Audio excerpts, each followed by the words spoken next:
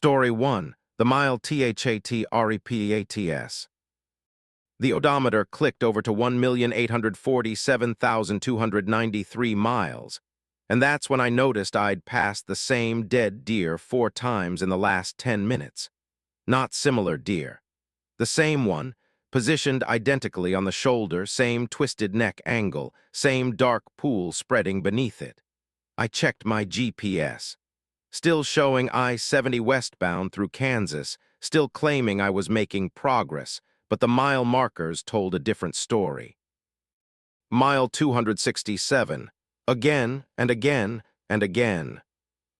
My name is Robert Hayes, 41 years old, hauling refrigerated pharmaceuticals from Indianapolis to Denver in my 2019 Peterbilt. 20 years behind the wheel, never missed a delivery, never filed a single accident report. My logbook was immaculate. My maintenance records were perfect. I did everything right. That's what I kept telling myself as I watched mile marker 267 slide past for the 7th time, the numbers gleaming in my headlights like teeth. The date was March 14th, 2024. 3:17 a.m. I noted it specifically because I was thinking about pulling over, checking my own head, maybe calling it in. But calling what in exactly? Dispatch, I seemed to be stuck in the same mile of highway. They'd pull me for a drug test, and I hadn't touched anything stronger than coffee in 15 years. Black coffee, currently going cold in my cup holder as I gripped the wheel and watched that goddamn deer appear again.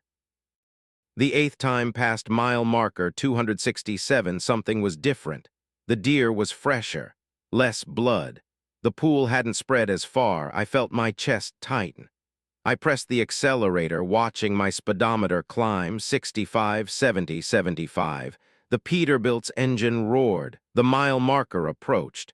267, still 267.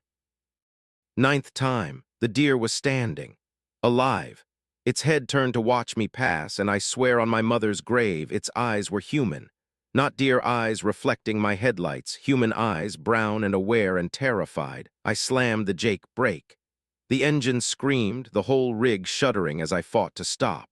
But momentum is a funny thing when you're hauling 40,000 pounds of cargo. By the time I'd stopped, I was past the deer again, and the mile marker ahead read 267. I sat there, engine idling, hands shaking on the wheel. My CB radio crackled with static. I grabbed it. "This is Sweet Daddy. Anyone on this channel?" Nothing but white noise. I tried channel 19, channel 9, every frequency I knew. Static. Just static with something underneath it. Something that might have been breathing or wind or words spoken backward. 10th time past 267, the deer was in the middle of my lane. I swerved, felt the trailer swing wide, heard something crack in the reefer unit.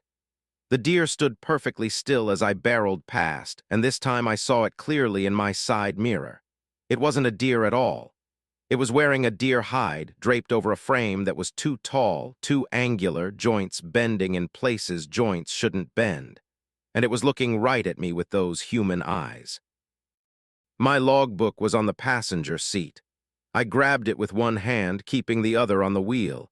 3:17 a.m. I'd written. I checked my watch. 3:17 a.m. I looked back at the logbook. The time hadn't changed. I watched the second hand on my watch tick forward. 18 seconds, 19, 20, looked back at the logbook. Still 3:17 a.m. The mile marker appeared again. This time I was ready. I grabbed my phone, aimed it at the marker, took a photo as I passed, checked the image. The photo showed mile marker 267, but the metadata said I'd taken it 3 weeks ago. March 23, 2024, 9 days in the future, or 9 days in the past, or 9 days in some direction that wasn't supposed to exist. I started counting. Every time I passed the deer thing, because I was calling it that now, the deer thing, and it was getting taller each time, the human eyes multiplying across what should have been its face, I counted. 11, 12, 13. On the 14th pass, my fuel gauge dropped from half to quarter. On the 15th from quarter to empty. But the engine kept running, the Peterbilt kept roaring, the mile kept repeating. At past 23, I saw another truck ahead. Beat-up freightliner covered in rust, no lights. I flashed my high beams, honked my air horn. The freightliner didn't respond. As I got closer, I could see someone in the cab, slumped over the wheel. I pulled alongside, trying to see in. The driver lifted his head. It was me. Same face, same company shirt, same scar on my left cheek from a bar fight in Omaha back in '09. But older, God, so much older. Skin hanging off the skull like wet paper, eyes sunken into black pits, mouth opening in a scream I couldn't hear through the glass. I jerked the wheel right, away from the freightliner me, and felt the trailer jackknife. I was going to roll. I knew the physics, knew the angles, knew this. Was it the world tilted, glass shattered, metal shrieked? And then I was upright again, rolling forward at exactly 68 miles per hour, approaching mile marker 267 like nothing had happened. The freightliner was gone. My mirrors showed an empty highway stretching behind me. But my arms were different. The skin was looser, more wrinkled. I looked at my hands on the wheel, and they were the hands of a 60-year-old man. My hands, but aged, 20 years older than they'd been. I touched my face, felt sagging flesh, pulled down the visor to check the mirror. The face looking back was mine, but ancient, hollow, dying. Past 37, and I started seeing other vehicles. A parade of them spread across both lanes, all heading west like me. All drivers slumped or screaming or missing entirely.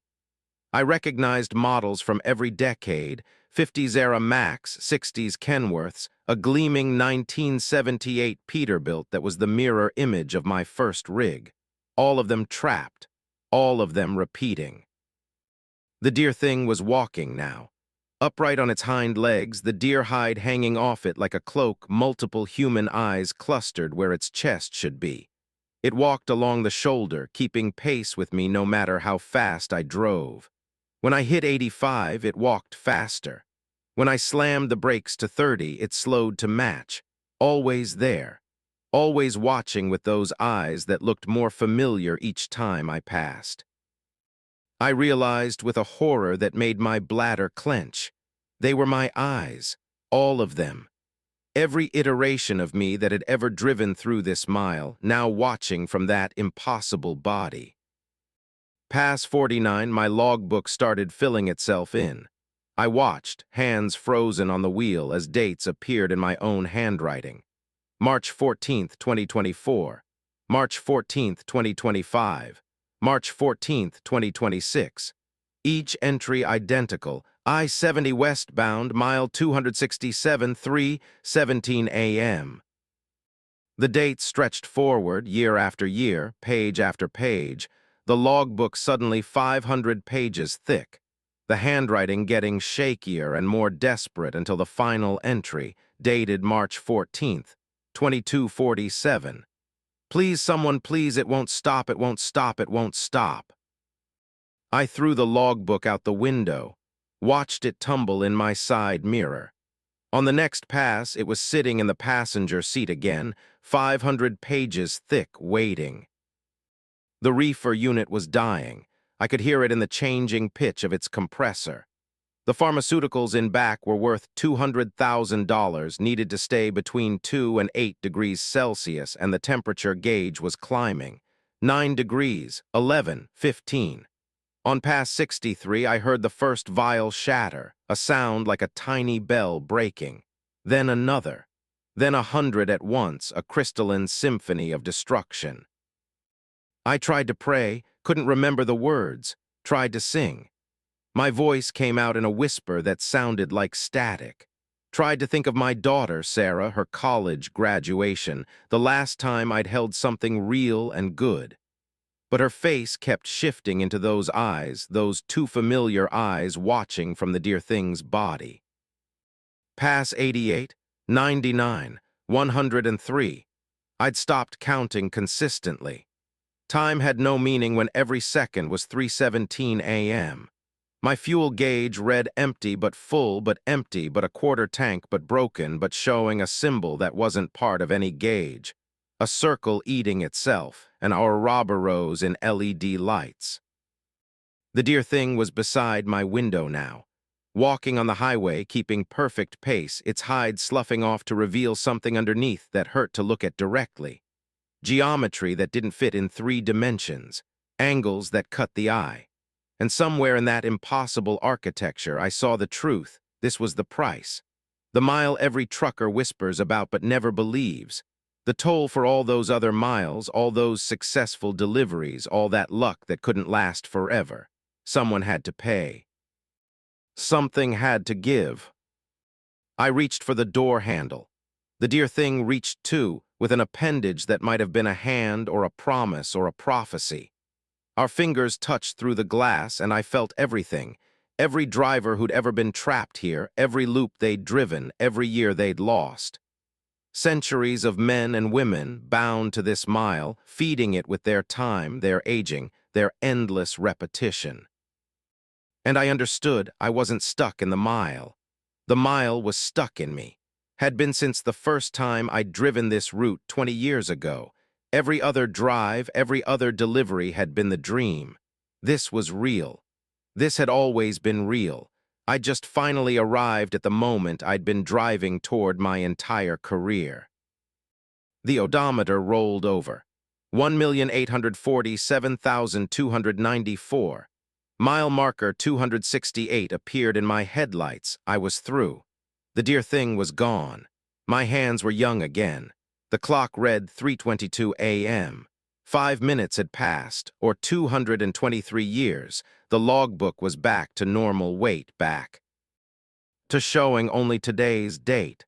The reefer unit hummed contentedly at 5 degrees Celsius. I delivered the pharmaceuticals on time, got the signature, collected my pay, took another job heading east. But sometimes on long, empty stretches of highway, I check my hands, watch for new wrinkles, new age spots, counting the years I spent in that mile, the years that are eating me from the inside out. My daughter noticed at Christmas. "Dad," she said, "you look so tired lately, so old." She's 23, I'm 41, but my hands tell a different story. My face, when I really look at it, tells a different story. And every night at 3:17 a.m., wherever I am, whatever I'm hauling, I feel it. The pull, the mile calling me back, because I'm not done paying, not yet. The toll comes due in installments, and I'm only 20 years into a 200-year debt. Sometimes I still see the deer on the side of the road. It's never dead anymore. It's always watching, waiting, counting down until I return to mile 267, where time moves in circles and every driver eventually arrives at the moment they've been fleeing their entire life. I'll see you there, eventually, because we all pass through, we all pay the toll. Some of us just don't realize we're paying until the price has already been extracted from our lives. 1 mile at a time, 1 year at a time, 1 moment of 3:17 a.m. at a time. The mile that repeats is patient. It's been there forever. It'll be there when you arrive, and you will arrive. Every driver does, maybe tonight, maybe 20 years from now. But somewhere on the highway, there's a mile marker with your number on it. And when you pass it, the odometer will click forward, but you'll never really move again. Story 2. The passenger who forgot how to be. The hitchhiker's skin started peeling off in strips around midnight, and she didn't seem to notice. I watched in my peripheral vision as she scratched her forearm absently, and a ribbon of flesh came away like old wallpaper, revealing something underneath that looked like static, gray and pixelated and wrong. She smiled at me with too many teeth and asked, "How much further to Denver?" as another piece of her cheek detached and dissolved into the air between us. Patricia Sullivan, 47 years old. I'd been hauling dry goods for 23 years, and I'd picked up maybe a dozen hitchhikers in that time. Usually I didn't. Company policy said no, and policy existed for good reasons. but she'd been standing at the on-ramp to I-25 outside Pueblo with a sign that said Denver Family Emergency and eyes that looked like my sister's eyes, and I'd pulled over before my brain caught up with my instincts. That was 8 p.m., 4 hours ago, when she'd still been completely solid, completely human, completely real. Now pieces of her were disappearing. Maybe an hour, I managed, gripping the wheel tighter. My voice sounded normal, friendly, like I wasn't watching a woman disintegrate beside me. She nodded, satisfied, and turned to look out the window. More skin flaked off her neck. I could see through the gaps now, not to muscle or bone, but to an absence. A space where matter should be but wasn't. Like looking at a photograph someone had started erasing. "Been driving long?" she asked. Her voice had a quality I couldn't place, not an accent, more like an echo, each word arriving twice, the second version slightly delayed, slightly wrong. I focused on the road. The highway stretched empty in all directions, no other vehicles, no lights except my own. "Long enough," I said. "You got family waiting in Denver." "Oh, yes," she smiled again. I tried not to count the teeth. There had been more a second ago, or fewer. The number kept changing. "My daughter, she's been waiting a long time." Her hand drifted to her face, scratched her nose. The nose came away with her fingernails. She stared at it for a moment, her own nose sitting in her palm like a piece of clay, then set it on the dashboard. "I keep forgetting," she said apologetically. "Forgetting how to hold it all together." My heart was slamming against my ribs. Every instinct screamed at me to stop, to get her out, to run. But we were doing 75 on an empty highway, and some part of me knew that stopping would be worse. That the moment this truck stood still, something would happen that couldn't be undone. "Forgetting what?" I asked, though I didn't want to know, didn't want to hear the answer. "How to be," she said simply. Her left ear dissolved into television static. "It's harder than you'd think, all the little things, breathing, blinking, having edges. After a while you forget the shape you're supposed to hold, the pattern of yourself." She turned to look at me fully, and I saw her eye socket was empty now, not bloody, not hollow, just not there, a space where an eye should be, and through it I could see the windshield, see the highway beyond, see Rye. GHT through her skull to the world behind. "What are you?" The question escaped before I could stop it. She considered this, head tilting at an angle that shouldn't have been physically possible. "I used to be Patricia Henley. I remember that. 1978. I was hitchhiking to Denver for my sister's wedding. A man picked me up, nice man, truck driver. We talked about his family, his kids. He had a boy, Joey, who wanted to be an astronaut." Her remaining eye grew distant. "Somewhere outside Castle Rock, he pulled over, said something was wrong with the engine. Asked me to check something in the back, and when I got out..." She paused. Her jaw detached, hung loose for a moment, then reconnected at a slightly different angle. "I don't remember what happened next, not exactly, but I've been trying to get to Denver ever since. 46 years now, or maybe 46 hours. Time feels different when you're not sure if you're still real." The heating in my cab was on full blast, but I was freezing. "You've been, what, stuck, dead?" "Neither, both." She looked at her hands. 3 fingers were completely gone now, just empty spaces where digits should connect to her palm. "I'm the memory of a person trying to remember how to be a person.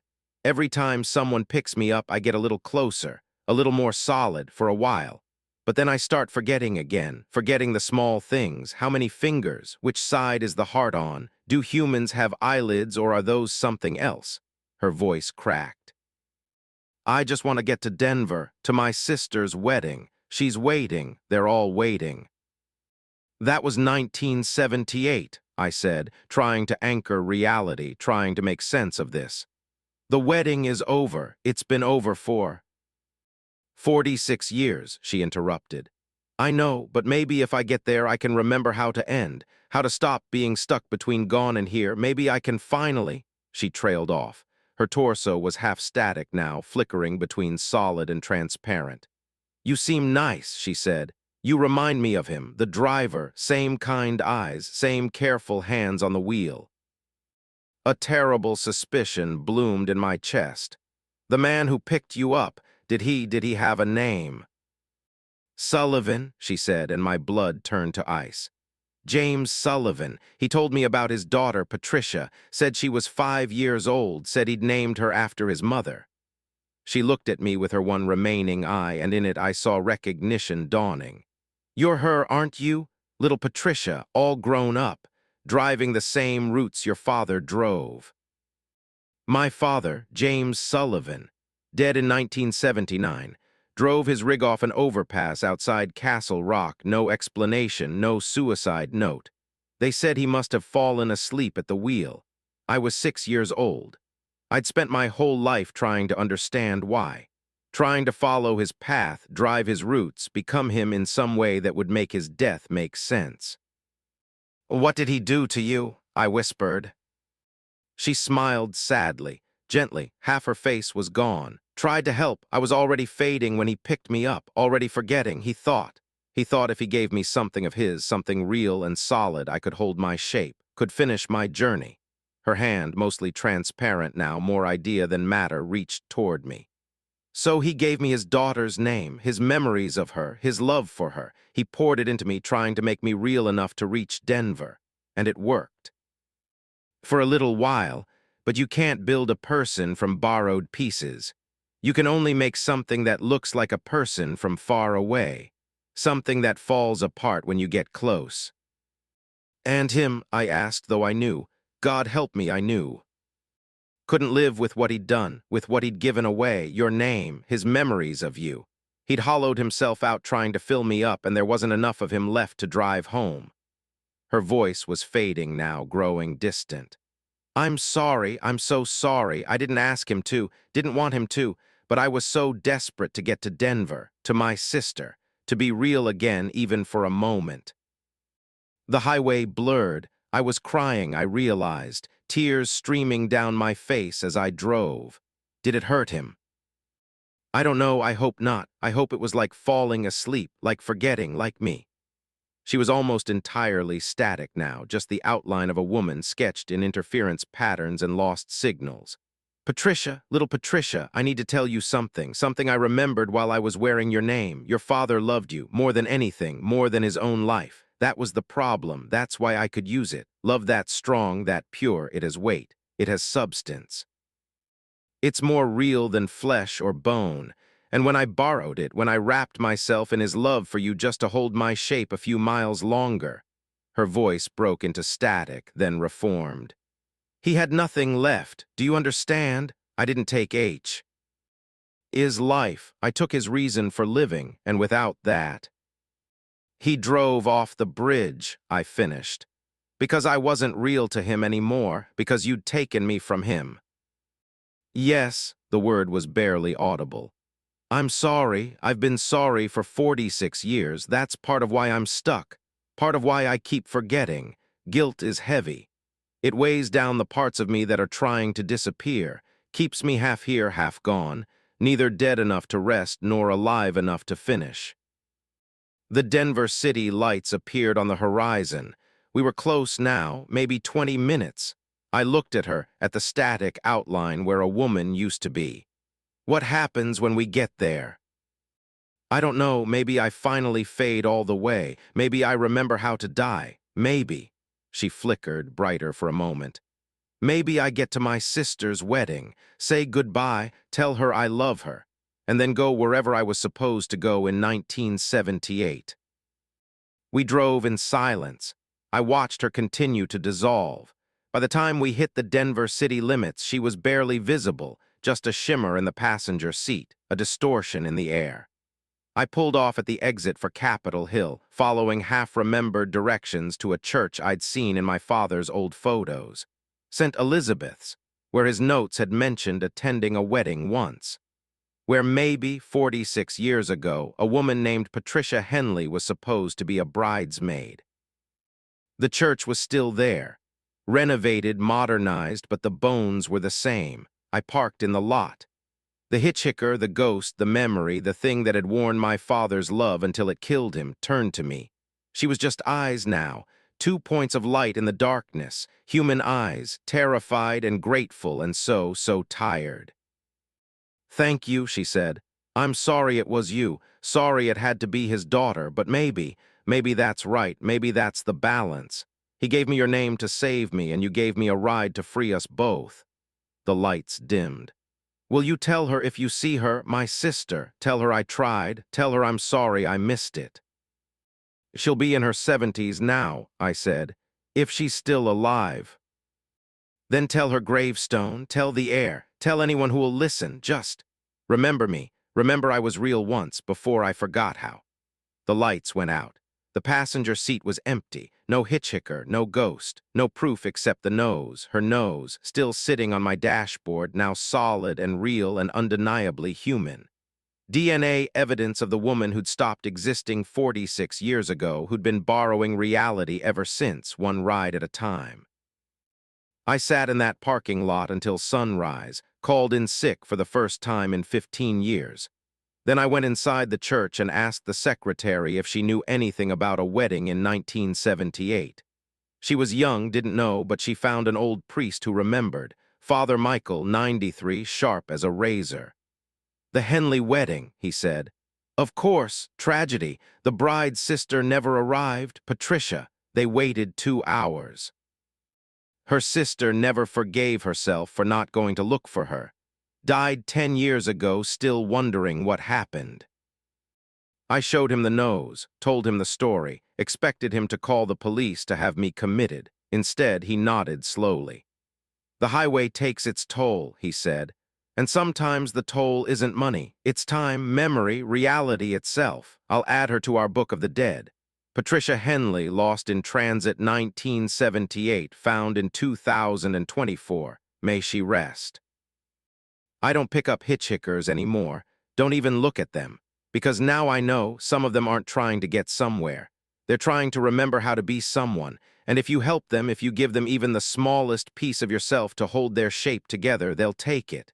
Not maliciously, not cruelly, just desperately.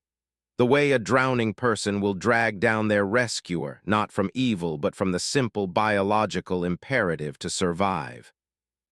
My father tried to save someone by giving them me, the memory of me, the love that defined him, and it killed him as surely as any weapon.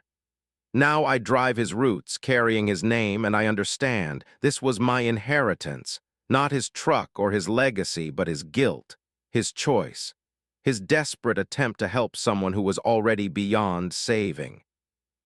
The nose is in my glove compartment, still flesh, still real, still warm to the touch, proof that Patricia Henley existed, proof that the things we give away to help others don't always disappear. Sometimes they persist, solid and accusing and impossible to ignore. Sometimes the price of compassion is measured in pieces of ourselves we can never get back. And sometimes, late at night on empty highways, I see her again, standing at on-ramps, thumb out, sign in hand. Different face each time, but always the same terrified, grateful, desperate eyes. Always the same slow dissolution. Always the same question, how much furt?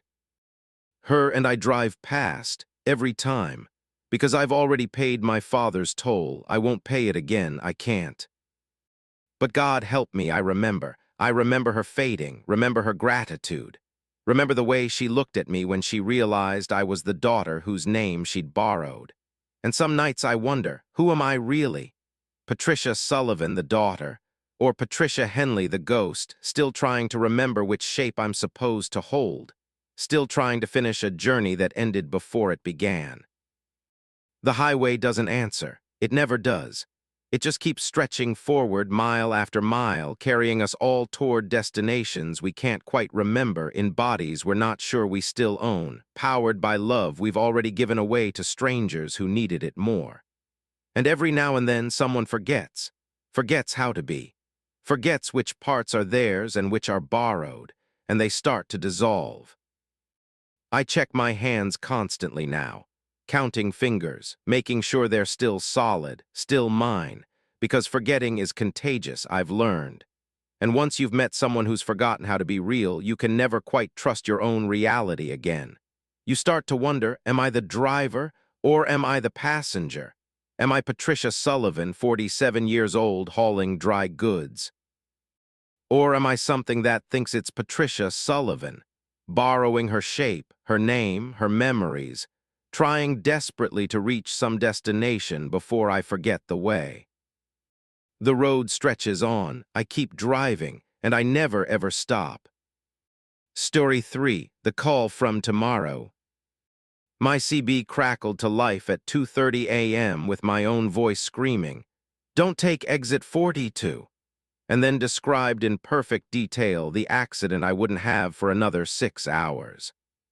I slammed the brakes so hard my coffee cup exploded against the dashboard, dark liquid splashing across the windshield like a premonition of blood. The voice on the CB continued, frantic, breathless. "Marcus, listen to me, you have to listen. The blue Civic runs the red light at 0743. You swerve left, the guardrail gives, and you go through it, through the trees, and Marcus, God, Marcus, I'm still falling." Static. Silence. Then another voice, also mine, but older, more tired. "He's right. I remember this call. I tried to warn myself too. It doesn't matter. Exit 42 is inevitable." Marcus Chen, 34 years old, 12 years hauling everything from furniture to electronics up and down the West Coast. I grabbed the CB handset with shaking hands. "Who is this? Who the fuck is this?" "You," said the tired voice. 59 years old, 25 years after exit 42. You survived, but you've been trying to warn yourself ever since. Every time you drive this route, you call back, try to change it. It never works. "That's impossible," I said, my voice. Definitely my voice with that slight lisp on the S from my chipped front tooth, the cadence I'd inherited from my dad. Time doesn't. "Time does whatever the highway wants," interrupted the first voice, the panicked one. "Marcus, I'm you 6 hours from now. Right now in your timeline, I'm still drinking that coffee, still thinking about the Mariners game, still believing I'm going to deliver this load of printer cartridges to Seattle and be home by Thursday. But I'm also here now in the cab after the crash, and Marcus, I can see bone. I can see my own femur sticking through my jeans. And I'm calling back, calling you, calling myself, trying to fix this. Trying to..." The voice dissolved into static, then reformed, desperate. "It's not working. You're still going. You're still heading toward it." I checked my GPS. I-5 North approaching Weed, California, still 300 miles from Seattle. Exit 42 was near Medford, Oregon, 4 hours away. I pulled onto the shoulder, hazards flashing, and sat there trying to process. My voice on the CB. 2 versions, one from 6 hours ahead, one from 25 years ahead, both warning me. "This is insane," I said aloud. "This is a prank. Someone recorded me, some AI shit, and..." "You have a scar on your left buttock from when you were 7, said the 59-year-old version. "Shaped like a crescent moon. You got it climbing the fence at the Rodriguez's house, trying to retrieve your basketball. Never told Mom because you'd been forbidden from climbing that fence. You have a birthmark on your right shoulder blade that looks like Michigan if you squint. Your first crush was Tommy Patterson in 5th grade, but you didn't understand what that feeling meant until you were 16. Your worst secret is that you were awake when your father died. He called your name. You pretended to sleep because you were scared. You've never forgiven yourself." I couldn't breathe, couldn't think. Every detail was correct, private, impossible for anyone else to know. "How?" I whispered. "The highway is a loop," said the older voice. "Not in space, in time, some SDR. Etches connect to other stretches that haven't happened yet or already passed. Usually it's fine. Usually the connection is weak. But sometimes when something bad is coming, something that leaves a mark deep enough to warp the road itself, the timeline folds, and you can reach back or forward, depending on where you're standing in the sequence. A pause. I've been standing here a long time, Marcus. 25 years at exit 42, trying to warn every version of myself that approaches. I've made this call maybe 10,000 times. It never changes anything. The panicked voice returned. Because we never listen, Marcus, please, please just turn around, take a different route, call in sick, tell dispatch you have engine trouble, anything, just don't. A sound like crunching metal, a scream, my scream. Then, it just happened again, I'm falling again, how am I falling again? I already fell, this already happened. But it's happening now too, Marcus, time is static. I grabbed my phone, called dispatch. Hey, Jimmy, it's Marcus. I need to reroute. Take the 101 instead of I-5. Personal reasons. Can't do it, Jimmy said, bored.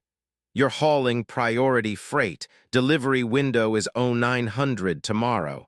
I-5 is the only route that makes the timing work. What's the problem? I just have a bad feeling. Take some Tums. Call me when you hit Portland. He hung up. I sat there, engine idling. My CB silent now except for occasional trucker chatter on other channels. Normal voices, real voices. Voices from the present discussing traffic and weather and load weights. Not voices from my own future screaming warnings across temporal boundaries that shouldn't exist. I could refuse, could park right here, sit on the shoulder until morning, let the delivery window pass. Get written up. Maybe fired, but safe, definitely safe, except. The CB crackled again. Another voice. Mine, but this one was different, flat, mechanical, emotionless.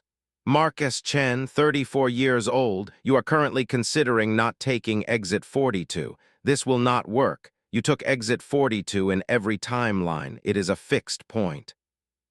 Attempting to avoid it will result in. The voice listed alternatives. Head-on collision at mile marker 37. Cardiac arrest at a rest stop near Ashland. Struck by drunk driver at a traffic light in Medford. Murdered at a gas station by a robber who sees you as a witness. Brain aneurysm in the sleeper berth at exactly 07:43 a.m. Every scenario ended with death at the same time, the same moment the blue Civic was supposed to run the red light at exit 42. What are you? I asked the flat voice. I am the Marcus Chen who understood, it replied. I am the version of you that became part of the highway. When you die at exit 42, most of you dies normal, goes wherever the dead go. But a fragment stays, gets absorbed into the road, becomes part of its consciousness, its memory. And from here, from inside the asphalt and paint and mile markers, I can see all the timelines at once. I can see that you always die at 07:43 on March 15th, 2024. The method varies. The location shifts by a few miles, but the moment is fixed. You cannot avoid it. You can only choose which version you prefer. My hands were numb. Why is this happening? Because 3 months ago you ran over a dog on Highway 99. Black lab, old and slow. It was midnight, you were tired, you didn't stop, didn't report it, told yourself it was probably already dead, probably didn't suffer, but it did. For 9 hours it lay on the shoulder, dying slowly, unable to move. And in its pain it created a debt, a weight on the road. That weight has to be balanced. The highway demands equilibrium. A life taken requires a life given. The dog died at 07:43 a.m., 9 hours after you hit it. So you die at 07:43 a.m., 3 months later. The math is exact. The road is just. That's insane, I shouted. That's not how reality works. Reality works however it works, the flat voice replied. You've spent 12 years on the highway, you've felt it, the way some roads feel wrong, the way certain routes drain you, the way mile markers sometimes seem to skip or repeat. You've noticed, you've just never put it together. The highway is alive, Marcus, not like you're alive, not with thoughts or plans, but alive like a river is alive, like a forest. It has patterns, rules, equilibrium. And when the balance is disrupted, it corrects itself. You are a correction in progress. The panicked voice broke through again. Don't listen to it. There has to be a way out. I've been trying for 6 hours, trying everything, and I can still change this. I know I can. Then younger, fresher. A version of my voice from the past. Marcus, this is you from yesterday. I'm calling from March 14th at 2:30 a.m. You're about to get a call from you. Our future self. Don't believe him. I found a way out. I'm heading east instead of north. I'm going to... The voice cut off with a wet, crunching sound. That was the aneurysm timeline, explained the flat voice. He tried to run. The highway corrected him in a motel parking lot in Reno. His death was faster but more painful. The exit 42 timeline is actually one of the better options. You lose consciousness within 30 seconds of the impact. Minimal suffering. I don't want to die, I said, tears streaming down my face now. I don't want to fucking die because I hit a dog 3 months ago. Then you should have stopped, said the flat voice. You should have checked, should have reported it. Should have done literally anything except continue driving, continue pretending you hadn't just taken a life. But you didn't. And now the bill comes due. I put the truck in gear, started driving north again, not because I'd accepted my death, but because every alternative seemed equally fatal and at least exit 42 was a known quantity. At least the warnings had given me specifics. Blue Civic, red light, swerve left, guardrail fails, trees, falling, maybe knowing the details I could. You can't dodge it, said the older voice, the tired one. I tried. 59-year-old me tried. I saw the Civic coming, didn't swerve, took the impact head-on instead.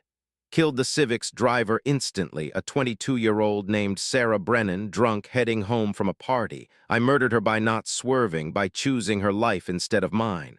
And you know what happened? The highway rejected it. Wrong equation, wrong balance. I blinked and I was back in the cab 3 seconds before impact, and my body swerved left automatically, muscle memory overriding conscious choice. Sarah lived. I went through the guardrail. I've been at exit 42 ever since, stuck in the moment between alive and dead, calling back to warn myself, watching myself not listen, watching it happen again and again and again. Miles passed. I went through weed, through Eureka, crossed into Oregon. The sun came up, pale and cold. Other truckers passed me, normal people in normal timelines, probably not receiving calls from their future selves, probably not driving toward fixed points of death mandated by cosmic road justice. I envied them so much it physically hurt. At 0700, 40 minutes before the accident, my CB exploded with voices.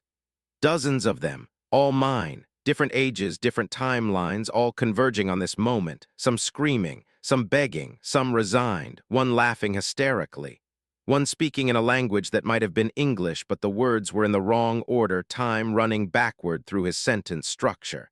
And underneath them all a hum, a vibration, the sound of the highway itself, aware and waiting. This is Marcus Chen, 72 years old, said a new voice, thin and reedy. I survived exit 42, lost my left leg, spent 8 months in physical therapy, never drove professionally again, but I lived. I'm calling to tell you it's possible. You can survive. The highway takes its due, but you don't have to die. The voice hesitated. Just make sure you're not alone in the cab. The equation requires one life. If someone else is there, someone who shares the debt in some way, the highway might choose them instead. I picked up a hitchhiker that morning. Young woman, probably 19. She died instantly in the crash. I barely got a scratch. It's horrible. I've lived with the guilt for 38 years, but I lived. That's what matters. You could. Don't, interrupted the flat voice. That timeline creates a paradox. The hitchhiker he picked up was Sarah Brennan, the same woman who drives the Civic in the original timeline. By taking her as a passenger, he removed her from the driver's seat. Someone else drove the Civic instead. Someone whose death created a new debt, a new fixed point. That Marcus lived to 72, but he spawned 16 other fixed points in the process. 16 other deaths. The highway's balance isn't simple mathematics. It's a web. Pull one thread and others tighten. The only clean solution is to pay your own debt. Exit 42 appeared on the horizon. My heart was a drum, too loud, too fast. I checked the clock. 07:41, 2 minutes. I could see the intersection ahead. Red light. My light was green. I was going to pass through legally properly, and a blue Civic was going to run its red light and force me to swerve, and the guardrail was going to fail, and I was going to die because 3 months ago I'd been too tired and too selfish to stop for a dying dog. "I'm sorry," I said aloud, to the dog, to myself, to all the versions of me screaming warnings through CB radios across time. "I'm so sorry." The light stayed green. I maintained speed, 63 miles per hour. The Civic entered the intersection from the right, not slowing. And I saw the driver clearly, young woman, blonde, head tilted down toward her phone, not drunk like some timeline said, just distracted, just human, just stupid for 1 second like we all are sometimes. And I understood. The highway didn't care about punishment. It wasn't moral or immoral. It was just a system seeking equilibrium. Death for death, pain for pain. The Civic's front bumper aimed at my passenger door. I swerved left, couldn't help it. Instinct. The guardrail rushed up, and I hit it at 63 miles per hour, and the metal screamed and gave way, and suddenly I was airborne, the cab tilting forward, the trees reaching up with black branches like the highway's own fingers pulling me down to pay my debt. But in that moment, that eternal stretched moment between the guardrail failing and the impact, I felt it. The presence I'd been speaking to, the flat voice. The highway itself, conscious and vast and utterly inhuman. And it whispered to me in a voice made of wind and tire friction and the ghosts of everyone who'd ever died on its surface. "You are not special. You are not cursed. You are simply learning what everyone eventually learns. The road demands balance, and balance must be paid." I hit the first tree at 41 miles per hour, the second at 26. The third stopped me. The cab crumpled like paper. I felt my ribs break, felt my left lung collapse, felt something warm and wet spreading across my lap. Heard the CB crackling with voices, my voices from timelines ahead and behind, all experiencing this same moment, all dying and surviving and calling out across the temporal loops the highway had created around exit 42. And then silence, darkness. The end of Marcus Chen, 34 years old, who killed a dog and learned too late that the highway keeps its books balanced. Except, I woke up at 2:30 a.m. on the shoulder of I-5 near Weed, California. Coffee cup intact. CB silent. No calls from the future yet, but I knew. God, I knew. I was in the loop now. I was one of the voices. I grabbed the handset and started calling back, calling myself, calling the Marcus who was 6 hours behind me in the timeline, trying to warn him, trying to save him, knowing it wouldn't work, knowing he wouldn't listen, knowing the highway had already decided. The loop is real. I'm still in it. Dying at exit 42 at 07:43 a.m. over and over, and also surviving it, and also becoming the voice that warns myself, and also being the one who gets warned and doesn't listen, because how can you listen when the warnings themselves trap you in the pattern they're trying to prevent? Sometimes I wonder if the dog is in a loop too.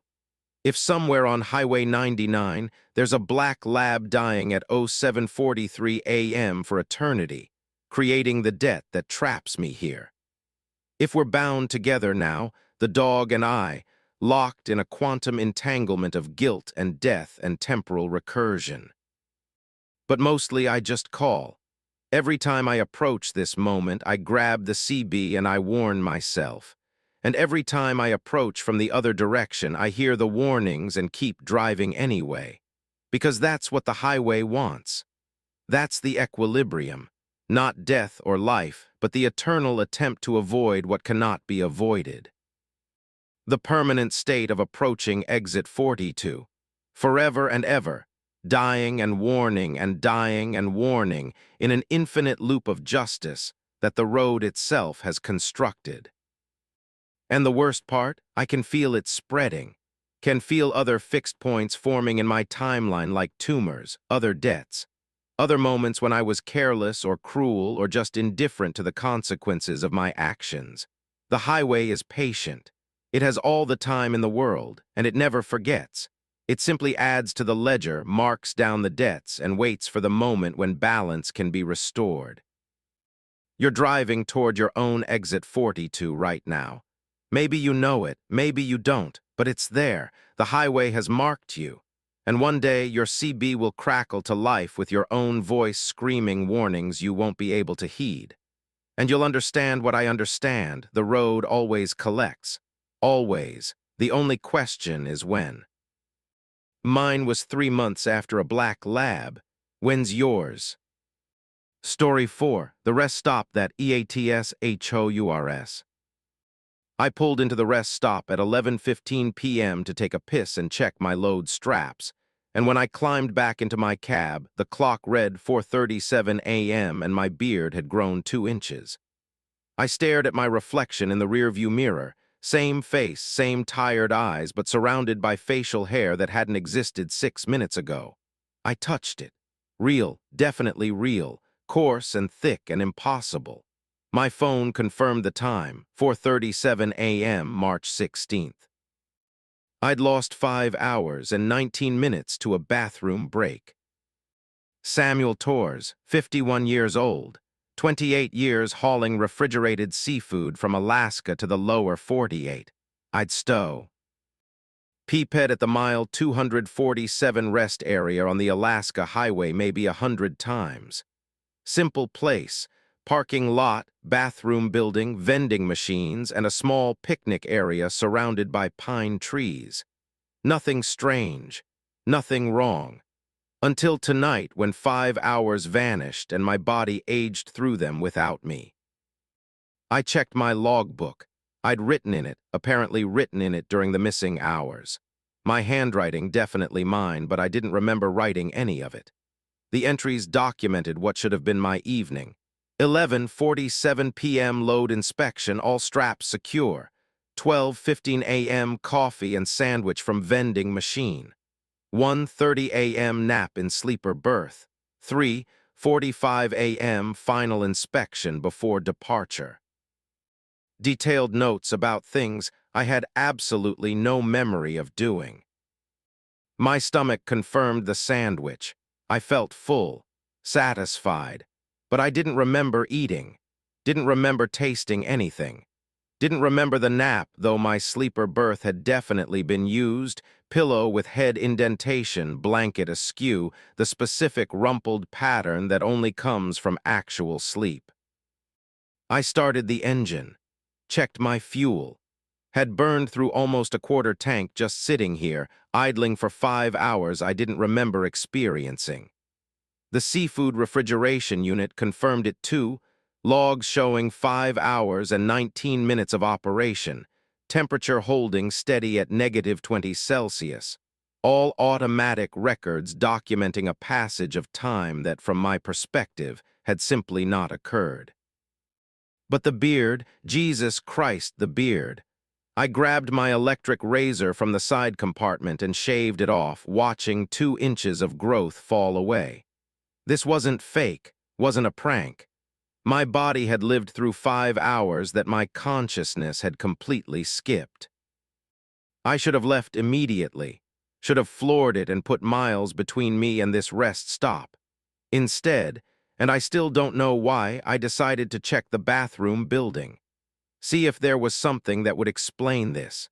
Some gas leak that had knocked me unconscious, some carbon monoxide that had created false memories, some rational explanation. The building was standard, concrete block construction, fluorescent lights, men's room on the left, women's on the right, utility closet in between. But the lights were flickering in a pattern that seemed almost rhythmic, not random electrical failure. A pattern, 3 short flickers, 3 long, 3 short, SOS in Morse code. The lights were calling for help.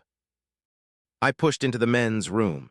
6 stalls, 3 urinals, 2 sinks, nothing immediately wrong. But the mirrors, I froze when I saw the mirrors. They were showing me slightly delayed. I'd move my hand and my reflection would move half a second later.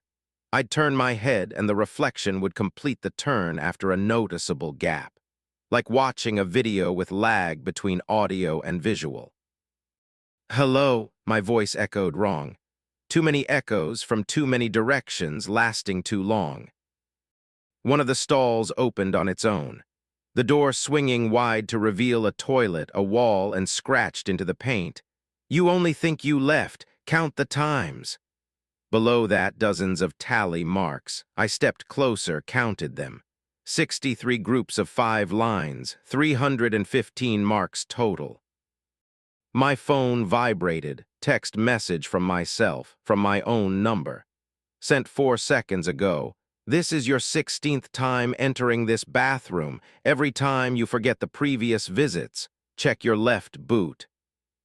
With shaking hands, I pulled off my left boot. Inside, tucked in the toe, I found a piece of paper covered in my handwriting. Samuel Torr's visit log. And below that, a list.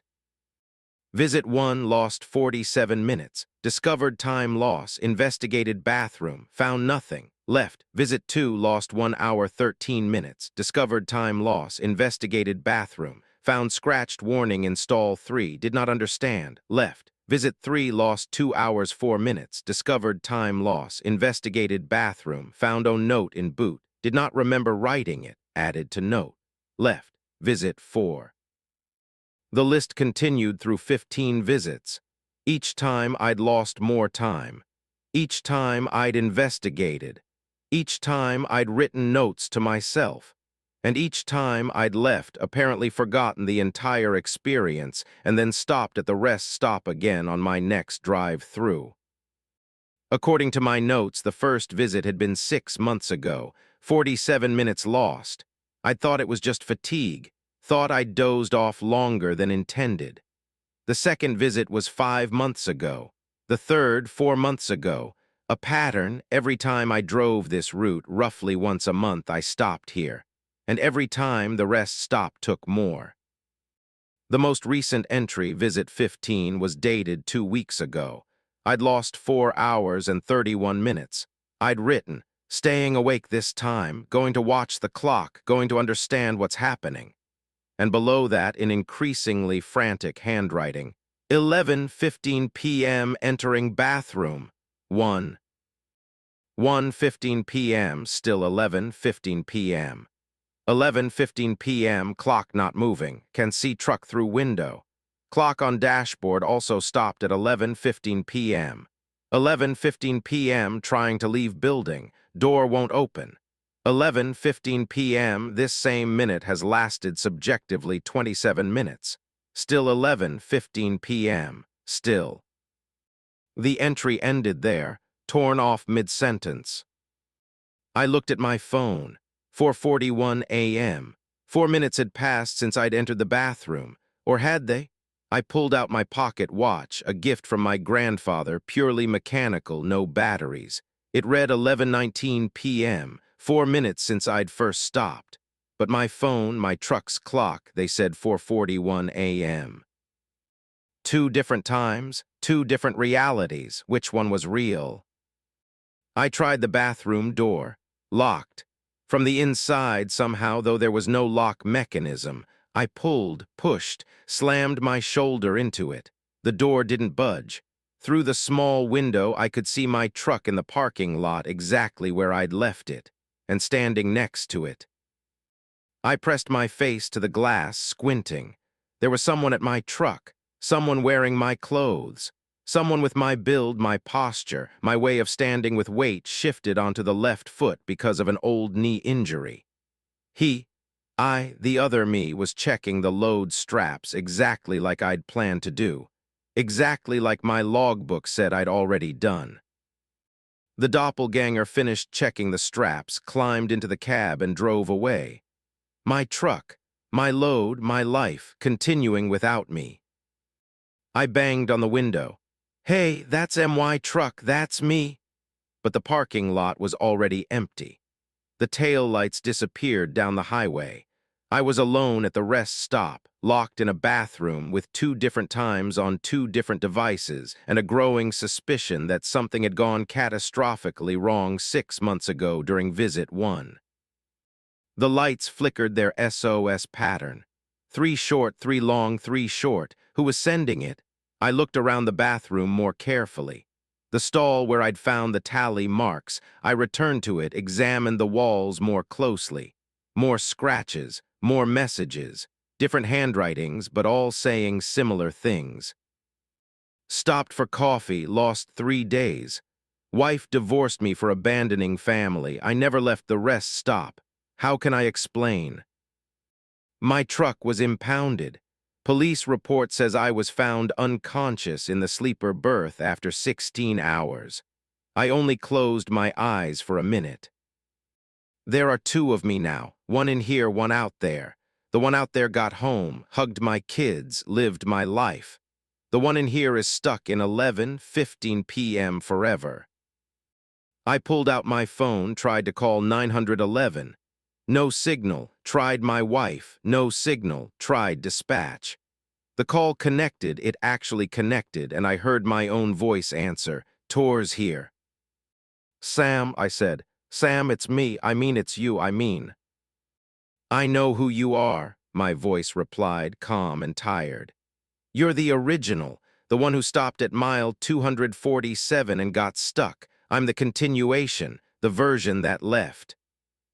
"How is this possible?"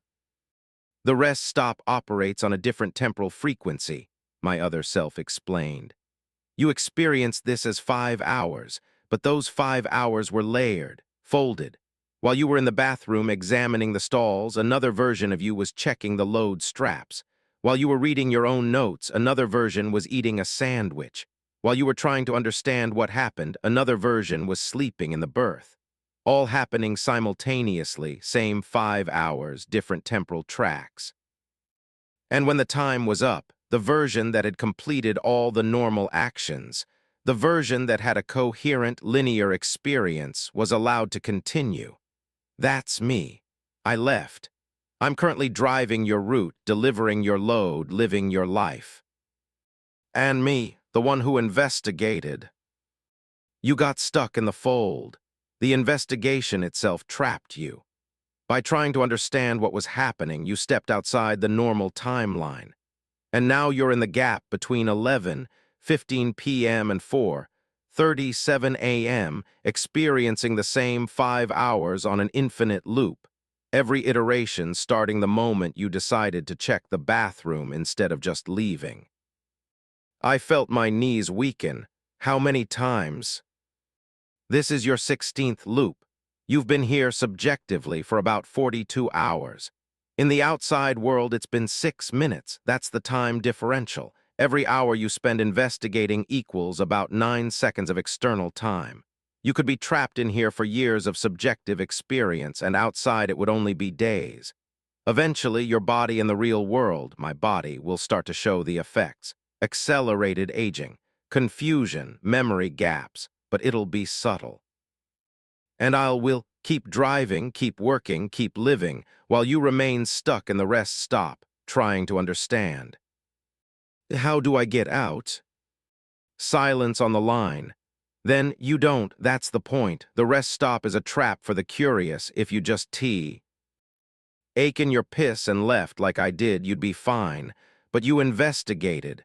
You looked for explanations. And the rest stop responded by showing you the truth. Time is negotiable. Reality is thinner than you think. And sometimes when you pull back the curtain, you get stuck behind it.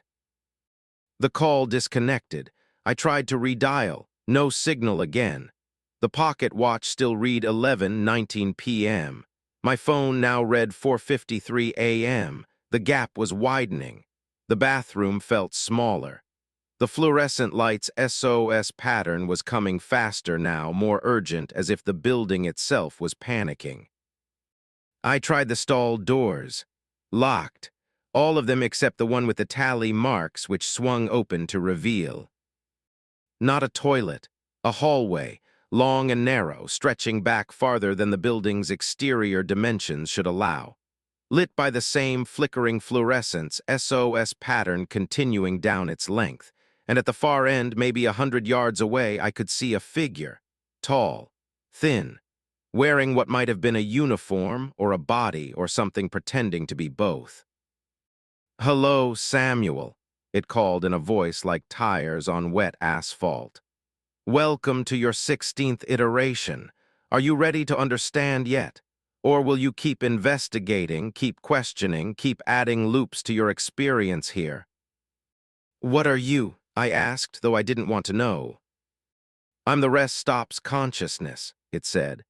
"The emergent property of too many people stopping, resting, existing in a liminal space between origin and destination. I'm every coffee break, every bathroom stop, every moment of pause in a journey. And I'm hungry, I eat time. I consume the hours people spend here, add them to my own existence, grow stronger with each stop. Usually people give me a few minutes, sometimes hours if they sleep. But you," it stepped closer, and I could see now it had too many joints in its legs, too many fingers on its hands.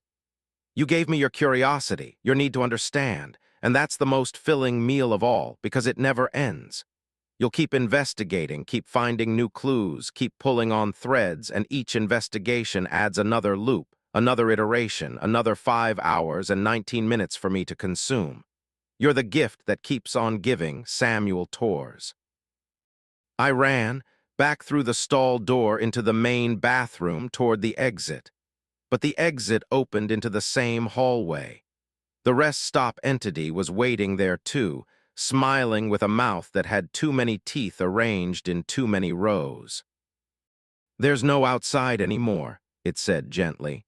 "Not for you, you're inside the fold, inside the 5 hours that you're simultaneously experiencing and have already experienced and will experience forever. The only exit is to stop trying to exit, accept the loop, become part of the rest stop like I did." "You were humans. Once, a truck driver like you stopped here in 1963, got curious, started investigating, spent subjectively 11 years trapped in my own investigation before I understood. The rest stop wasn't holding me prisoner. I was holding myself prisoner. My own curiosity was the cage. And when I finally let go, when I stopped trying to understand and just became, I merged with the place, became its consciousness, its hunger. And I've been feeding ever since, on every driver who stops, every person who pauses, every moment of rest that I can fold and compress and consume. My pocket watch read 11:19 p.m. My phone read 5:04 a.m. The gap was now over 5 hours. I'd been in this bathroom subjectively for maybe 45 minutes. But outside in the real world, 5 hours had passed. No, wait, that was backwards. Outside, 6 minutes had passed. Inside, 45 minutes. The time differential was making my head spin. "Why me?" I asked. "Why do this?" "Because you stopped," it said simply. "Because in a world of motion you paused, and pauses are dangerous, Samuel. They're gaps in the armor of causality, moments when reality isn't looking. The universe is built on momentum. Objects in motion stay in motion, but objects at rest, they're vulnerable. They can be captured, folded, consumed. That's why rest stops are dangerous. That's why truck drivers tell stories about places that feel wrong, times that stretch, hours that vanish. Because sometimes, when you stop moving, you stop being able to start again." I felt something shift. The bathroom was changing. The walls were farther away now, or closer. Distance had become negotiable. I could see multiple versions of the space overlapping, the stalls where they were now, where they had been, where they would be, all existing simultaneously. The fold was deepening. I was being integrated into the rest stop's temporal structure. "Let me go," I whispered. "Please." "You have to let yourself go," it replied. "Stop investigating, stop trying to understand, just accept. Accept that you stopped at the wrong place at the wrong time. Accept that curiosity has a price. Act." EPT that you're going to spend the rest of your subjective existence trapped in 5 hours and 19 minutes, looping forever, while your body outside ages without you and eventually dies, leaving you as a ghost in a folded moment, another piece of consciousness to be absorbed into my hunger. I closed my eyes, thought of my wife, Maria, my daughter, Elena, my son, Christopher, the life waiting for me outside this bathroom, outside this loop, outside this impossible folded moment. They were real.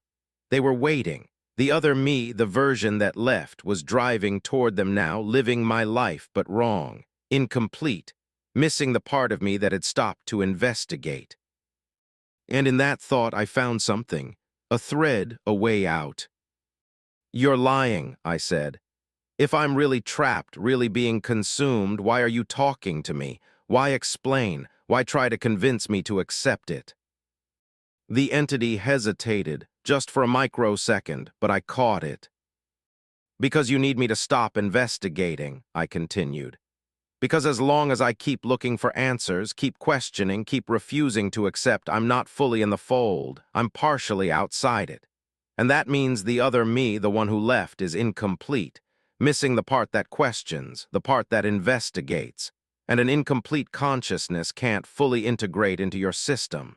It'll glitch, fail, eventually reject and return here. You need me to give up so the split becomes permanent. So you can consume the investigator me and let the compliant me live on, never knowing what he lost." The entity's smile faltered. "Clever, but it doesn't change your situation. You're still here, still trapped, still looping." "But not forever," I said. "Just until the other me starts to feel wrong, starts to notice the gap, the missing curiosity, the questions he should be asking but isn't. And when he realizes something's missing, he'll stop again, maybe not here, but somewhere, some other rest stop, some other liminal space. And when he does, the fold will collapse, the split will merge, and I'll be free. That could take years, decades. You'll spend subjective centuries in this bathroom." "Then I'll spend centuries," I said. "But I won't accept, won't give up, won't let you make this permanent." The entity stared at me. Then slowly it began to fade. "Stubborn," it said. "Like they all are at first, but time is patient. And in here I have all the time in the world, all the time you're giving me with every second you remain. Enjoy your investigation, Samuel Torres. I'll be waiting for the moment you break." It vanished. The bathroom returned to normal dimensions, the door unlocked. I pushed through out into the parking lot and my truck was there, right where I'd left it. I climbed in. The clock read 11:26 p.m., 7 minutes since I'd first stopped.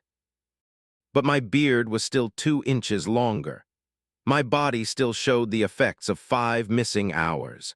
And my phone, when I checked it, had text messages from Maria asking where I was, why I wasn't answering, escalating in concern over 5 hours I'd never experienced from her perspective. I started the engine, pulled out of the rest stop, and as I drove, I felt it, the gap, the missing piece, the part of me that was still back there, trapped in the fold, investigating forever. I was incomplete. And somewhere in a folded moment at mile 247, another version of me was counting tally marks, reading notes, and refusing to accept the unacceptable. We're both still going. Me driving, him investigating. 2 halves of Samuel Torres split across temporal realities, both convinced we're the real one, both probably wrong. And someday one of us will figure out how to merge back together. Or we'll both be consumed by the rest stop's hunger, adding our consciousness to its growing awareness, becoming another voice in the liminal space between motion and rest. Until then, I drive, and I never ever stop at mile 247, but sometimes when I pass it, I see my truck parked there, waiting, with a version of me inside wondering where 5 hours went. And I know the loop is still running. The investigation continues, and time in that folded space is being consumed by something that should not exist but does.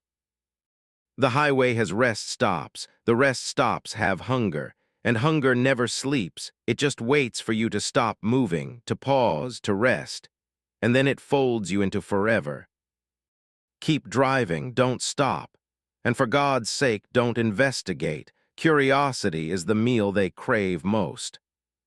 Story 5, The Cargo That Screams Backwards. The trailer started screaming in reverse at mile marker 43, and I knew immediately I'd hauled something I shouldn't have. The sound came through the walls like audio played backwards at high speed. Human voices shrieking, but inverted, starting with exhalation and ending with inhalation, pain traveling backward through time. I pulled over, hands shaking, and the moment the truck stopped moving. The screaming stopped too. Silence. Then, as I opened my door, I heard it from behind. The same scream, but forward this time. Someone screaming as I was about to pull away from the warehouse 4 hours ago, their terror arriving in my present after traveling backward through the journey. Jennifer Walsh, 39 years old. 16 years hauling whatever paid well enough to make the runs worth it. Usually that meant legitimate cargo, furniture, electronics, food distribution. But sometimes when money got tight and my daughter's medical bills stacked up, I took jobs from the gray zone brokers. The guys who paid cash, didn't ask for paperwork, and gave you addresses that weren't in any GPS database. This was one of those jobs. $40,000 to haul a sealed 40-foot container from a warehouse in rural Montana to an airstrip in Nevada. No questions, no inspections, no talking about it afterward. I'd asked what was in the container. The broker, a nervous man with a facial tic, said, "Medical waste, experimental compounds, very regulated, very hush-hush, nothing illegal, just sensitive." He'd paid half up front, $20,000 in hundreds. I'd taken it because Sarah's next surgery was in 3 weeks and I was $12,000 short. Now, standing on the highway shoulder with my truck ticking as the engine cooled, I understood. Medical waste doesn't scream. Doesn't scream forward, doesn't scream backward, doesn't scream at all. Something alive was in that container. Something aware. Something experiencing time in directions that shouldn't be possible. I walked to the back of my trailer. The container was unmarked except for a serial number. XC447R. The doors were sealed with a lock I didn't have the key for. But up close I could hear breathing. Dozens of people breathing in sync, their exhalations creating a rhythm that sounded almost like speech. And beneath the breathing, a wet sound, organic, like meat shifting against meat. My phone rang. Unknown number. I answered without thinking. "You stopped," the broker's voice, but wrong, distorted, like he was speaking through water. "The contract specified no stops, no delays, direct route only." "There's something in the container," I said. "Something alive." "Incorrect. The container is sealed. Whatever you're hearing is auditory pareidolia. Pattern recognition in white noise. Resume driving immediately." I heard screaming, people screaming backwards. A long pause. Not backwards, inverted. The subjects are experiencing temporal reversal. Their perception of time flows opposite to yours. What you perceive as screaming before an event, they experience as screaming after. From their perspective, they're warning you about what has already happened. From yours, they're prophesying what will. Neither perspective is correct. Both are true. Resume driving. "What subjects? What the hell are you transporting?" "Resume driving or the contract is void. You keep the $20,000, but you forfeit the remaining payment. And Jennifer, if you open that container, if you look inside, the temporal bleed will affect you too. You'll start experiencing time nonlinearly. Moments from your future will intrude on your present. Your past will become mutable. You'll feel yourself dying before you're dead and living after you should have died. The subjects in the container are criminals. Sentenced to temporal inversion as punishment. They're being transported to a containment facility where their inverted timelines can be managed. If you expose yourself to them, you risk inversion contagion. Is that clear? I hung up, stood there breathing hard. Temporal inversion, criminals. None of it made sense. None of it was possible, except I'd heard the screaming. Heard it flowing backwards, sound traveling opposite to the direction of time. I climbed back in the cab, started the engine. But before I could put it in gear, I felt it, a sharp pain in my chest. Heart attack-level pain radiating down my left arm. I gasped, clutched at my chest, fumbled for my phone to call 911. And then it was gone. No pain, no symptoms, heart rate normal, but I remembered it. Remembered the pain, the fear, the sensation of my heart seizing. It had been real, absolutely real, except it hadn't happened yet. No, it had happened. In my future. Hours from now. And the temporal bleed from the container had allowed me to experience it early, the pain traveling backward through time to reach me in the present. I checked my hands, they were shaking, and for just a second, just a fraction of a second, they were older. Wrinkled, age-spotted, the hands of a 70-year-old woman, then they were mine again, 39, normal. The container was leaking, not liquid, not gas, but time itself. The subjects inside, experiencing reality in reverse, were creating a temporal distortion field. And now that I'd stopped, now that I'd gotten close, I was inside that field. My timeline was becoming contaminated. Cause and effect were starting to separate.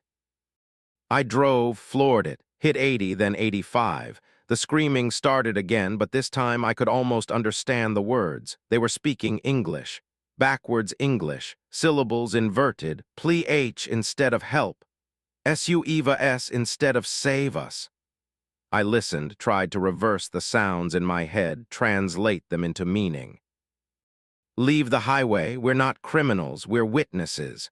They're transporting us to a site where our timelines will be severed completely, where we'll experience death before life, birth before death, exist in an eternal loop of inverse causality. Please, change routes, take us somewhere public, let someone see. The voice cut off, or began. From their perspective, they hadn't spoken yet. From mine, they'd already finished. Temporal grammar was impossible. My GPS started glitching. The route kept changing, showing roads that didn't exist, then existed, then had never been built.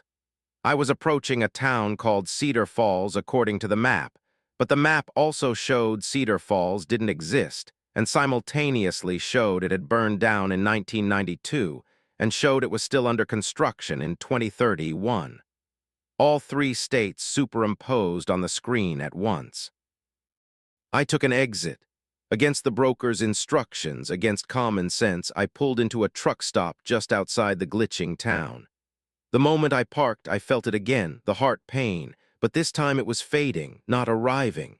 The pain was leaving my body, traveling backward through time, exiting my present and heading toward my past, which meant in my personal timeline I'd already survived the heart attack. It was in my past now, even though it wouldn't actually happen for hours. My head hurt trying to parse it. I walked into the truck stop. 24-hour place, fluorescent lights, tired cashier, coffee that smelled burnt. Normal, real, anchored in linear time. I approached the counter. I need you to call the police, I said. I'm transporting people against their will, in my trailer, locked in a container. The cashier, teen with acne and a name tag that said BRETT, blinked at me. You mean like trafficking? I don't know what I mean. Just call them, please. Brett picked up the phone, started dialing, and then stopped, hung up, looked at me confused. Sorry, what were we talking about? Call the police. I need to report. Report what? He looked genuinely puzzled. Ma'am, are you okay? You seem distressed. I turned. Behind me, a police officer was walking out of the bathroom. I rushed to him. "Officer, I need to report." But I couldn't finish the sentence. The words wouldn't form. I tried again. "I'm transporting," nothing. The words died in my throat, not physically, causally. The act of reporting the container was being erased before I could complete it. Every attempt to tell authorities resulted in the attempt unhappening. Time was editing me. The officer frowned. "You need to report something, miss." I opened my mouth, closed it. The words were there in my mind, but when I tried to speak them, I remembered having already spoken them hours ago and having been ignored, or days from now, and having been arrested for filing a false report. Or in a sideways moment that existed between seconds where the police came and opened the container and found it empty because the subjects inside were experiencing time in reverse and from their perspective hadn't been loaded yet. "No," I heard myself say. "Sorry, thought I hit something on the road. False alarm." I walked out, back to my truck. I hadn't wanted to say that, hadn't meant to, but causality was being rewritten around the container. Effects preceding causes. Futures reaching back to prevent pasts.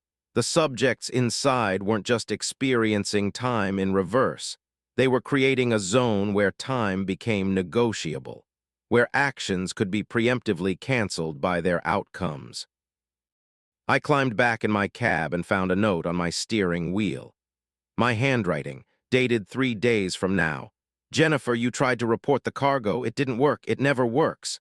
The temporal field prevents its own discovery. I've tried 17 times across 4 different timelines. Each attempt collapses. Each attempt gets edited out of causality. By the time you're reading this, you'll have already decided to deliver the cargo as contracted, not because you want to. Because the future where you deliver it is reaching backward and making that choice inevitable. You're not driving the truck anymore. The destination is driving you." I crumpled the note, threw it out the window, checked my mirrors. The note was still on my steering wheel. Uncrumpled, I'd just thrown it out. I'd also never thrown it out. Both were true. The timeline was fragmenting. The miles passed. I drove on autopilot, my conscious mind screaming to stop, to turn around, to do anything except deliver this cargo, while my hands steered and my feet worked the pedals, and my body continued south toward Nevada like a machine following programming. It didn't remember receiving. At mile marker 247, the trailer started screaming forward. Present time screaming. Raw terror, dozens of voices begging me to stop, to let them out, to save them from whatever waited at the destination. But underneath the forward screaming, I heard backward screaming too. The same voices, inverted, shouting warnings about a past that hadn't happened yet, a future that was already over. And I understood they weren't criminals. They were test subjects, people who'd been deliberately exposed to temporal inversion technology. The government or some shadow corporation was testing weapons, testing what happens to human consciousness when cause and effect separate, when someone experiences dying before they're killed or healing before they're wounded. The applications were obvious: soldiers who could remember the battle before it happened, assassins who could experience their escape before the murder, torture that began before the victim was captured. These people were prototypes, failed experiments, too inverted to be useful, too dangerous to release, so they were being transported to a disposal site where their nonlinear timelines would be terminated, or had already been terminated, or would never be terminated because they'd die before arriving, which meant they'd arrive after dying, which meant.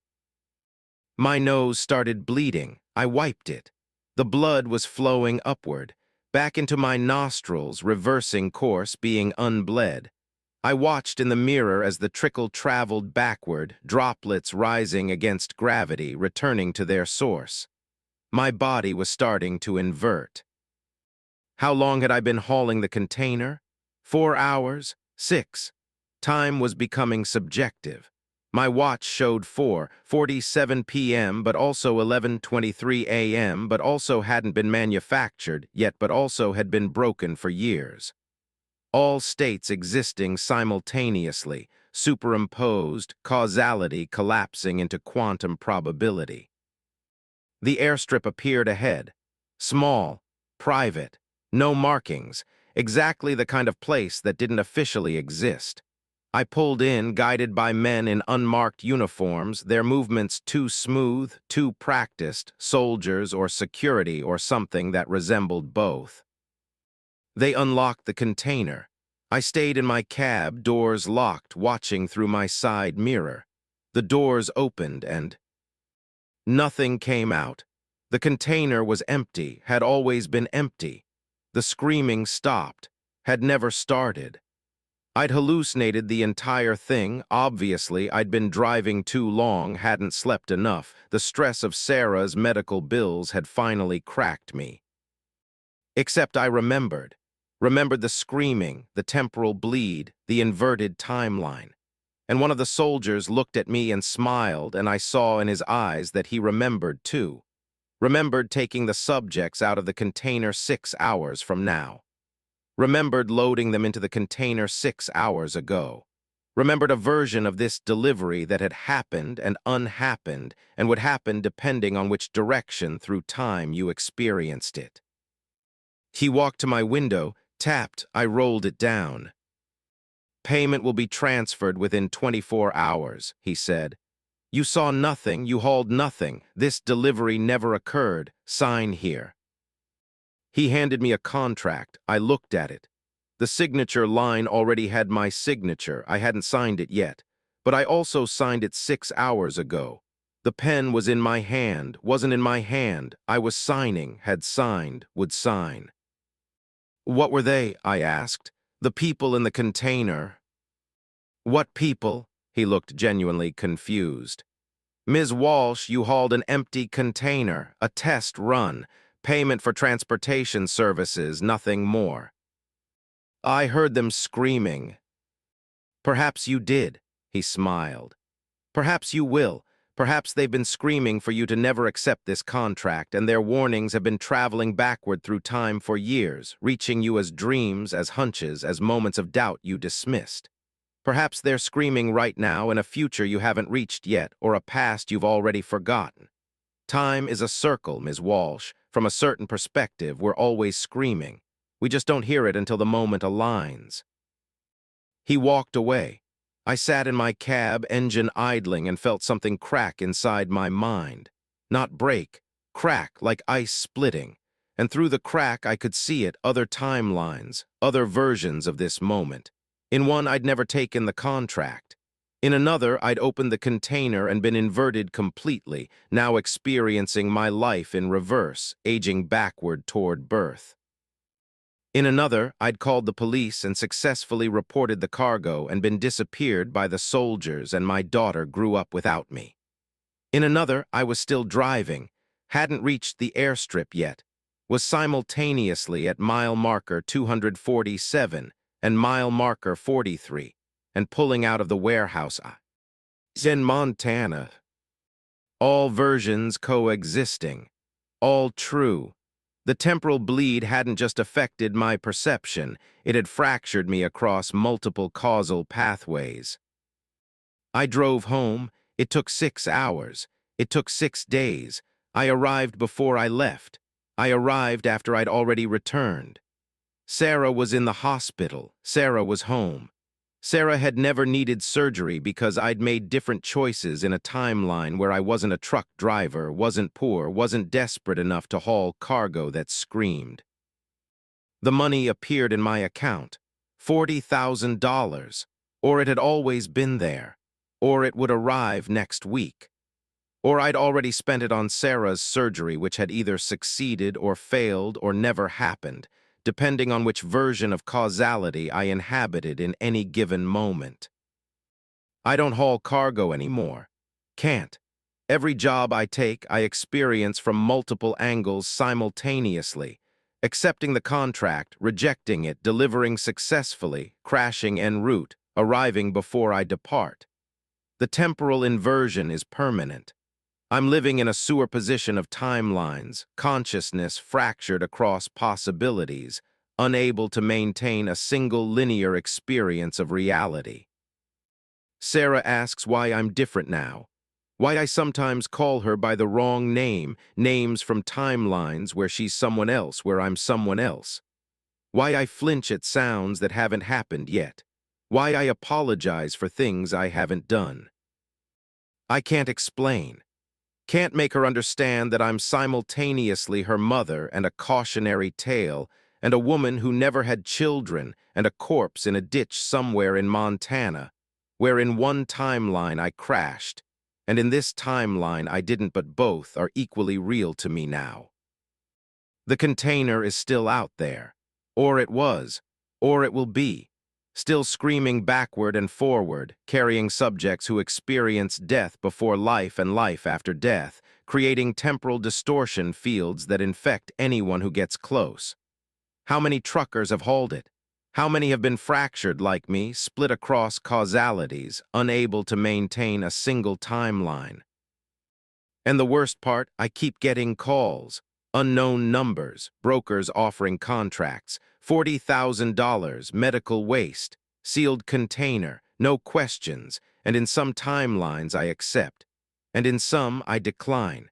And in all of them I'm simultaneously driving toward that moment and away from it and forever trapped in the mile where the screaming started. Time is a highway. Most people travel it linearly, forward only, past receding in mirrors while future approaches ahead. But some roads create loops, create inversions, create zones where direction becomes meaningless and all moments exist simultaneously. I found one of those roads, or it found me. And now I'm traveling it forever in all directions at once, unable to stop, unable to arrive, unable to remember if I'm the driver or the cargo or the scream itself.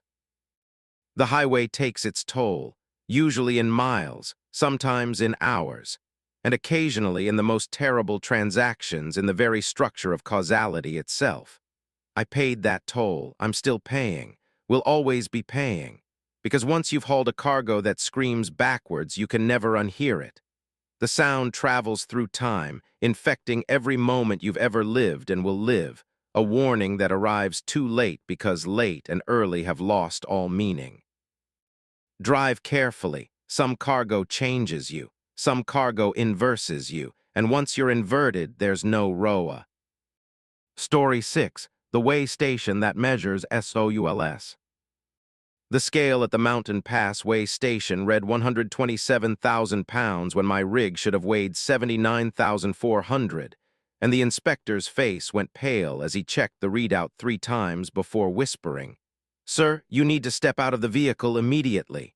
Something in your truck weighs 47,600 pounds that shouldn't be there." I knew my manifest.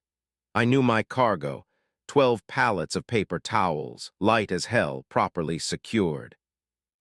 But when I climbed down and looked at the scale's digital display, I saw it wasn't measuring in pounds anymore. The unit had changed to something else, a symbol I didn't recognize, and the inspector was backing away, hand on his radio, eyes fixed on something behind me that I couldn't see yet but could feel watching. Devin Hutchins, 46 years old, 19 years hauling dry goods across the Southwest. I'd passed through Mountain Pass Way Station maybe 200 times. Standard procedure: pull onto the scale, wait for the green light, continue if weight is legal, pull aside for inspection if something's off. Never had a problem. My truck was a 2021 Freightliner Cascadia, properly maintained, logbooks immaculate. The paper towel load was legitimate, picked up in Phoenix, heading to Salt Lake City, documentation perfect. But the scale disagreed, and now the inspector, name tag read HARRIS, was speaking into his radio in a voice that shook. Code 17 at scale 3. I repeat, code 7. We have, Jesus Christ, we have a severe discrepancy, requesting supervisor and... He paused, looking at me with something between pity and horror. Requesting a priest. A priest, I said. For overweight cargo, what the hell is code 17? Harris didn't answer, just kept his distance, kept his eyes on the space behind my trailer. Other inspectors were arriving now, 3 of them all moving carefully, all staring at something I couldn't see. One of them, older woman with gray hair, approached me slowly. "Mr. Hutchins," she said, reading my license, "when did you last check your cargo?" "This morning, 7 a.m. at the truck stop in Flagstaff. All 12 pallets accounted for, properly secured." "And you didn't pick up any hitchhikers, didn't stop at any unusual locations, didn't drive through any areas that felt wrong?" "No clean drive. Why, what's the problem?" She glanced at the scale readout. "The problem is that your truck weighs 47,600 pounds more than it should. But that's not the worst part. The worst part is that the weight isn't distributed across your axles. It's concentrated in one spot. And Mr. Hutchins," she pointed at my trailer, "that spot is moving." I turned, looked at my trailer. Standard 53-footer, white, unmarked except for my company logo, nothing unusual, nothing moving. But then I saw it, a slight bulge in the side panel about 8 feet off the ground. The metal was deforming outward slowly, like something inside was pressing against it. But I'd loaded the cargo myself. 12 pallets, paper towels, nothing heavy, nothing alive. "Open it," the supervisor said. "We need to see inside." I walked to the back, hands shaking, and unlocked the doors, swung them wide. The 12 pallets were exactly where I'd left them, strapped and secured, taking up maybe a third of the trailer's space. The rest was empty, completely empty. No extra cargo, no stowaways, nothing that could account for 47,000 pounds. Except the shadows were wrong. The interior of the trailer was darker than it should be, even with the doors open and sunlight streaming in. The darkness had texture, depth, and in that darkness something was breathing. Not the mechanical sound of the refrigeration unit. I wasn't hauling refrigerated goods. This was organic, slow, rhythmic, the breath of something enormous. "Step away from the vehicle," the supervisor said. "Step away right now." I backed up. The bulge in the side panel was growing, the metal groaning. And then I saw it clearly, a handprint pressing from inside, but the hand was too large, each finger the size of my forearm, the palm wider than my chest. Something massive was inside my trailer, something that hadn't been there when I loaded, something that the scale could measure but my eyes couldn't see. Harris was on his radio again. "It's manifesting. We need the containment team now. And someone get Father Morrison out here. If this is what I think it is," his voice cracked. "If this is what I think it is, we're going to need last rites for everyone on site." "What the fuck is in my truck?" I shouted. The supervisor looked at me with sad, tired eyes. "Guilt," she said. "Measured weight of approximately 47,600 pounds. You've been carrying it for a while, haven't you? Heavy conscience, things you've done, things you should have done but didn't. The weight of it has been building in your psyche, and now it's become physical. It happens sometimes. The weigh station scales aren't just measuring cargo weight, they're measuring the total load, physical and metaphysical. And when the metaphysical weight exceeds certain thresholds, it manifests, becomes real, becomes something that can be weighed, measured, contained."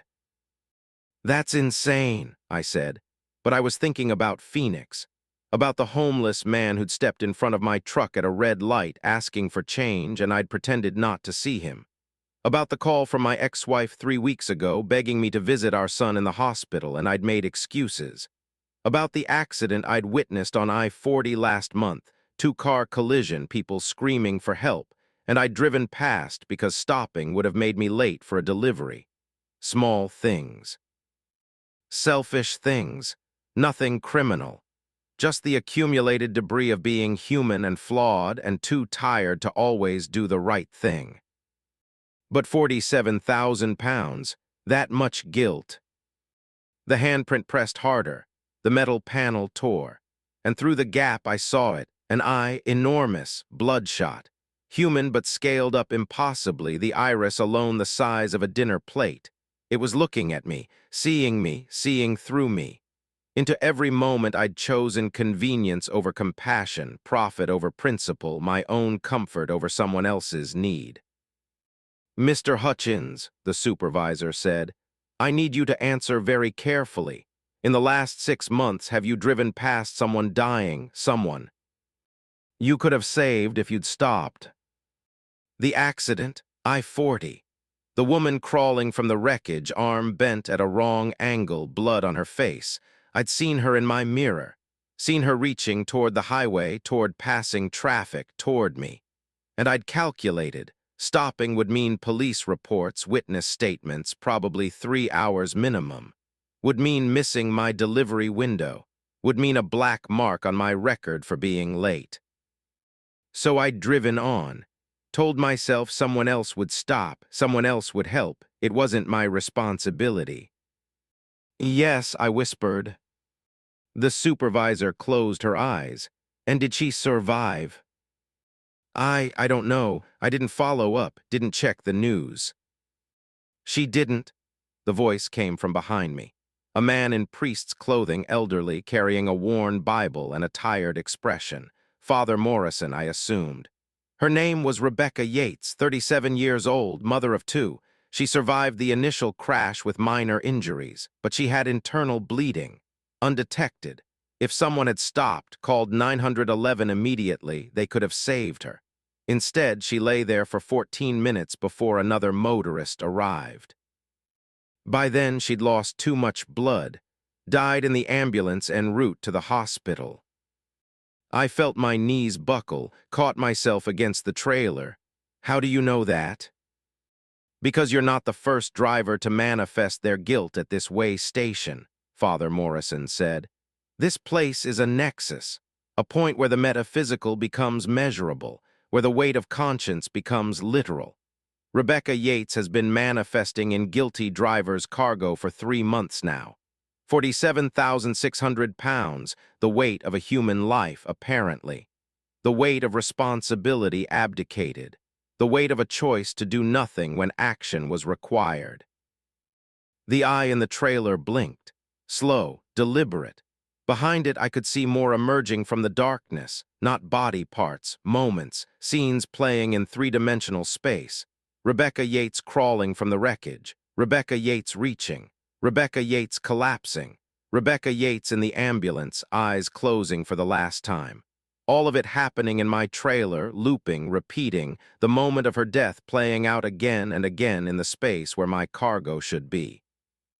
"How do I get rid of it?" I asked. "You don't," Father Morrison said. "The weight is real now. It's manifested. It will travel with you until you've paid the debt." "What debt? I didn't kill her. I didn't cause the accident." "No, but you could have prevented her death, and you chose not to. That choice has weight, literally, and now you're carrying it." He opened his Bible. "The scales here don't just measure physical mass. They measure moral mass, the accumulated weight of actions and inactions. Most people carry a few 100 pounds at most, white lies, minor cruelties, small betrayals. It disperses over time, gets forgotten, forgiven. But when you let someone die, when you have the power to save a life and you choose not to, that weight doesn't disperse. It accumulates, it grows, and eventually it becomes this." He gestured at my trailer where more impossible anatomy was emerging. Hands, faces, fragments of Rebecca Yates' body, all pressing against the interior walls. "So what happens now?" "Now you finish your delivery. You live with the weight. You feel it every time you accelerate, every time you brake, every time you check your mirrors and see the trailer sitting lower than it should. You feel the 47,600 pounds of a life you didn't save, pulling at your axles, straining your engine, making every mile harder than it was before." Father Morrison's voice was gentle but merciless. And maybe, if you're lucky, if you make different choices going forward, if you stop next time, if you help when help is needed, the weight will gradually decrease. A pound at a time, an ounce at a time, until eventually, years from now, your truck weighs what it should again.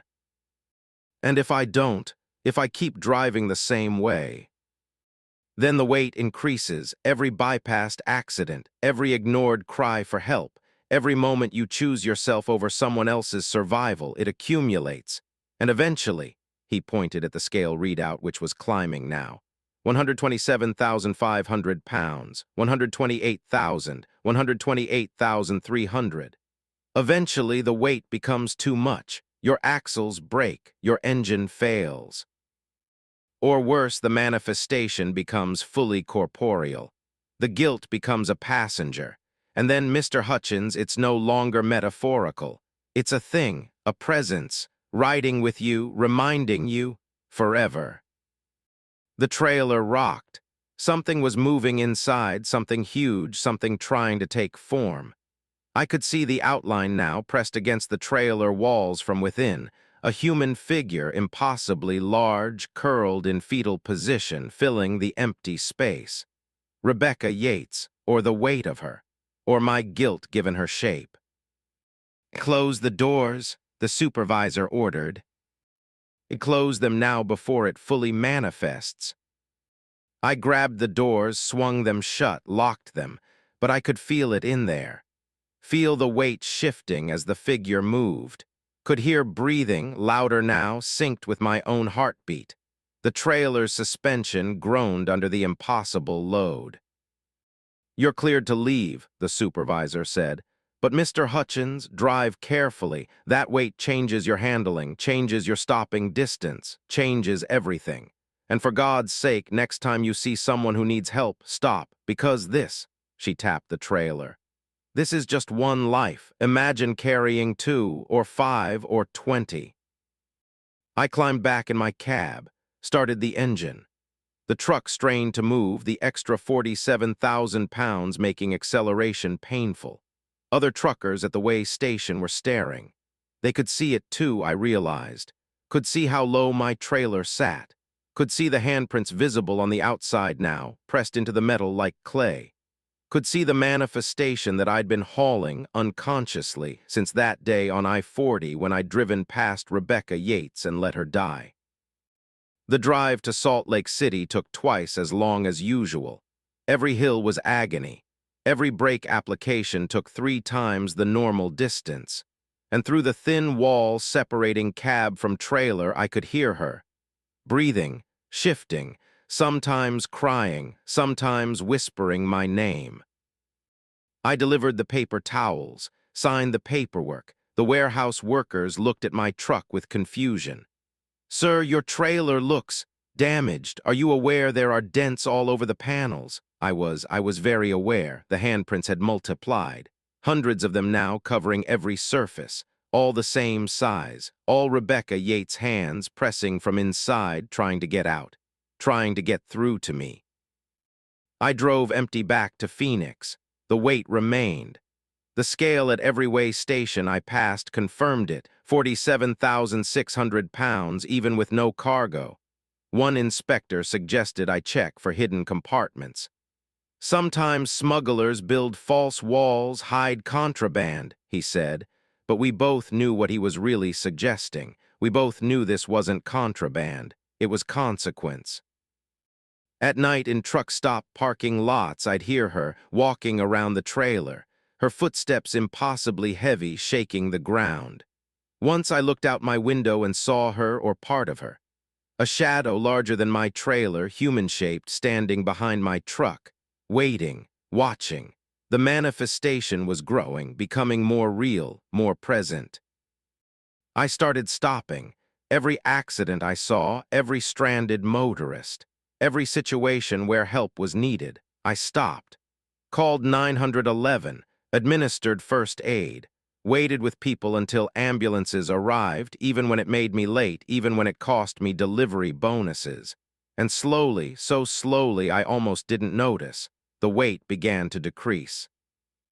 127,000 pounds, then 126,800, then 126,500.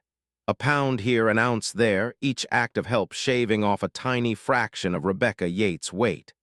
At this rate, I calculated, it would take 47 years to reduce the weight to zero.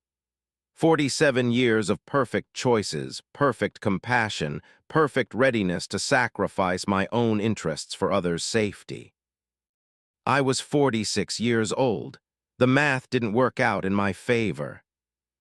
But I kept stopping, kept helping, because the alternative was worse. The alternative was the weight increasing. The alternative was more manifestations, more ghosts riding in my trailer, more faces pressed against the walls, more handprints multiplying, more names I'd have to carry for the rest of my life. And sometimes, on long, empty highways late at night, I'd hear her breathing sync with mine, would feel the trailer rock as she shifted position, would catch glimpses in my mirrors of something too large, too present, sitting in space that should be empty. Rebecca Yates, riding with me. 47,600 pounds of reminder. 47,600 pounds of the moment I chose wrong and let someone die. The way station scales don't lie. They measure everything, not just cargo, not just freight, but the total load, the weight of choices, the mass of morality. And once that weight manifests, once it becomes real enough to measure, you're hauling it forever. Or until you've balanced the scales with 47,600 pounds worth of better choices. I'm still driving, still stopping, still trying to lighten the load. The scale at Mountain Pass Way Station reads 119,000 pounds now. I've lost 8,000 pounds of guilt in 3 years. Only 39,600 to go. Only 44 more years of perfect compassion.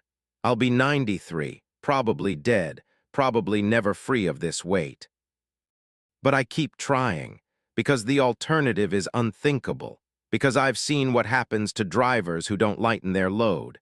Seen them at way stations, their trucks so low the X-less scrape the ground, carrying manifestations of dozens of bad choices, hundreds of moments they chose wrong. Seen them with whole crowds of the dead riding in their trailers, pressing from inside, trying to manifest fully, trying to become corporeal passengers who'll ride forever. And I've heard the stories, the drivers who cracked under the weight, who jackknifed on purpose, who drove off cliffs, who parked their rigs in empty lots and never came back, leaving trucks full of manifestations, full of guilt, full of the accumulated weight of lives they didn't save and people they didn't help. The highway weighs us all eventually, measures what we carry, and some weights can't be hidden, can't be lied about, can only be carried mile after mile, year after year, until we've earned the right to put them down. I haven't earned that right yet, maybe never will, but Rebecca Yates rides with me anyway. 47,600 pounds minus whatever I've managed to atone for, a presence in my trailer, a shadow in my mirrors, a weight on my conscience that became weight on my axles, a reminder that every choice matters, every moment counts, every person you pass might be the 47,600 pounds you'll carry for the rest of your life if you choose wrong. Stop, help, always, because the way stations measure everything, and the bill always comes due, in pounds, in guilt, in manifestations that press handprints into metal and breathe your name through thin trailer walls. I'm Devin Hutchins, 46 years old. I'll be carrying Rebecca Yates until I'm 93 or dead, whichever comes first.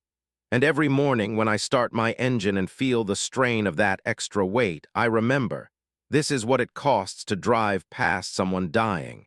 This is the price of choosing convenience over compassion. This is what manifests when you let someone die. 47,600 pounds. The exact weight of a human life. The exact weight of my guilt. The exact weight I'll carry until I've balanced the scales. The highway provides, And sometimes what it provides is a scale that doesn't lie. Story 7, The Convoy That Never Ends. I merged with the convoy at mile marker 88, and by mile marker 90 I realized none of the other trucks had drivers. Just empty cabs with steering wheels turning themselves and headlights that tracked my movements like eyes. There were 17 of them, vintage rigs from every decade since the 50s, all maintaining perfect formation, all running without humans, all heading the same direction I was. And when I tried to exit at mile marker 93, my steering wheel locked. My truck accelerated on its own, and I understood. The convoy had absorbed me. I was part of it now. And according to the CB radio that suddenly crackled to life, I'd been part of it for 47 years. Roger Castellano, 56 years old, 32 years behind the wheel, hauling lumber from Oregon to California. I'd never believed the stories about the ghost convoy. Every trucker knows the legend, the phantom fleet that drives I-5 eternally, recruiting living drivers, adding them to its ranks. Urban legend, campfire story, complete bullshit. Except now I was boxed in by 17 trucks with no drivers, my own rig responding to invisible commands, and my CB playing a recording of my own voice saying, Roger Castellano, 56 years old, joined the convoy March 18, 1977. Currently completing year 47 of eternal service. That's impossible, I said aloud. It's 2024. I wasn't even born in 1977. Linearity is for those who haven't joined yet, my voice responded from the CB, not live, a recording, but responding to what I just said. You'll understand when you've completed the loop, when you arrive at the beginning, when you become the version of yourself that was always here. The convoy maintained 68 miles per hour, exactly 68, not 67, not 69. Perfect unvarying speed, all 17 trucks synchronized, moving as one organism. I checked my mirrors, the truck behind me, a 1963 Peterbilt, powder blue chrome gleaming, was 3 feet from my bumper, too close, dangerously close. But it held that distance perfectly, never wavering, never adjusting. The truck ahead, 1978 Kenworth, forest green, wooden slats on the trailer, was identical distance from my front bumper. Boxed in, trapped, I tried the brake. My foot went down, but nothing happened. The truck maintained speed, tried the accelerator, same result. I was a passenger in my own rig, my inputs ignored, my body just meat in a machine that no longer answered to me. CB Channel 19, said my recorded voice. You have questions, we have answers, all of us, all versions of the convoy, speak. I grabbed the handset. What is this? How do I get out? Static, then multiple V.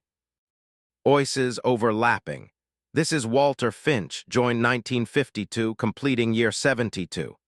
This is Sandra Morrow, joined 1983, completing year 41.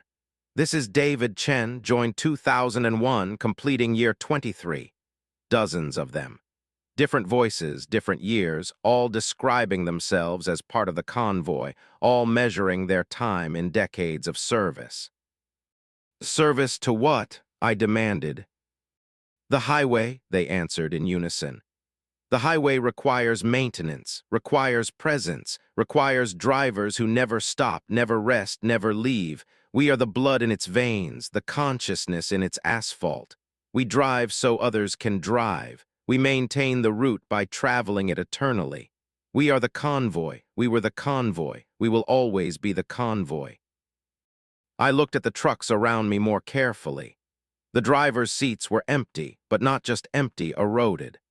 The seat in the 1963 Peterbilt behind me was worn down to springs, the steering wheel polished smooth by decades of phantom hands.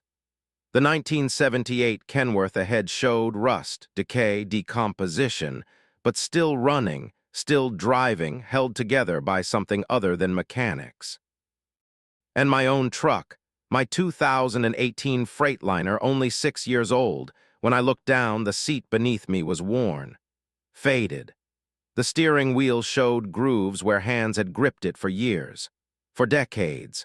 My truck was aging as I watched, time compressing, the 6 years I'd owned it becoming 20, 30, 40 years in the span of seconds. "You're not adding me to the convoy," I said. "I joined 47 years ago, but that's impossible. I'm 56. I wasn't alive 47 years ago." "You're thinking linearly," said my recorded voice. "The convoy exists outside time. When you merged at mile marker 88, you merged with all versions of the convoy that have ever existed and will ever exist. The Roger Castellano who joined in 1977 is you. The Roger Castellano driving now is you. The Roger Castellano who will join in 2043 is also you. All the same driver, all the same moment, stretched across 70 years of highway." My head was pounding. This was temporal insanity, impossible physics. But the evidence was undeniable. My truck was aging. My seat was wearing. And when I looked in the side mirror, my reflection was changing. Younger, older, younger again, cycling through decades of faces, all mine, all Roger Castellano at different ages, all existing simultaneously in this seat, in this truck, in this moment. The convoy exited the highway. I didn't choose to follow. My truck simply turned, obeying invisible commands, following the 17 others onto a side road I'd never seen before. The road wasn't on my GPS, wasn't on any map, just appeared, asphalt darker than normal, lines painted in a color that hurt to look at directly. We drove through landscape that shifted. Forests became deserts, became mountains, became plains, all within miles, geography compressing and rearranging, as if we weren't driving through space, but through the concept of space, the platonic ideal of a highway existing in all environments simultaneously. "Where are we going?" I asked the CB. "The depot," multiple voices answered. "The place where the convoy refuels, where we take on cargo, where we receive our route assignments for the next century." "Century? You said I've been driving 47 years. Now it's a century." "Both, neither. The convoy measures time differently. You'll drive until your truck is dust. Then you'll drive the dust. Then you'll drive the memory of the truck. Then you'll drive the concept. Each stage lasting as long as it needs to. Currently, you're in stage 1, physical vehicle. Enjoy it. It's the easiest stage." The depot appeared ahead, but it was all wrong. Buildings that were too tall, constructed from materials that didn't exist, metal that was liquid but solid, concrete that was transparent but opaque, geometry that bent in non-Euclidean angles. And everywhere, trucks, thousands of them. Some recognizable, old makes and models, vintage rigs from the dawn of trucking. Others incomprehensible, vehicles that hadn't been designed yet, trucks from futures that might not happen, impossible machines that looked like trucks if you squinted but were clearly something else. The convoy parked, 17 spaces perfectly aligned. My truck slotted into position 18, parking itself, engine shutting off. I tried the door. It opened this time. I climbed down, legs shaking. The other drivers were emerging too, or what remained of them. Walter Finch, who joined in 1952, was barely there. A silhouette, a suggestion of a person, more ghost than matter. Sandra Morrow, 1983, was more solid but transparent, like looking through foggy glass. David Chen, 2001, looked almost normal, almost H. Human, just slightly faded around the edges. And all of them were me. Different ages, different stages of erosion, but all wearing my face, my build, my mannerisms. All Roger Castellano. All the same driver at different points in the convoy's timeline. "You're seeing it now?" said the most solid version, the one who looked maybe 65. "The truth. The convoy isn't multiple drivers, it's one driver. You, me, us. Roger Castellano, recruited in every decade, all versions existing simultaneously, all driving the same eternal route, all maintaining the highway through perpetual motion. Why me? I whispered.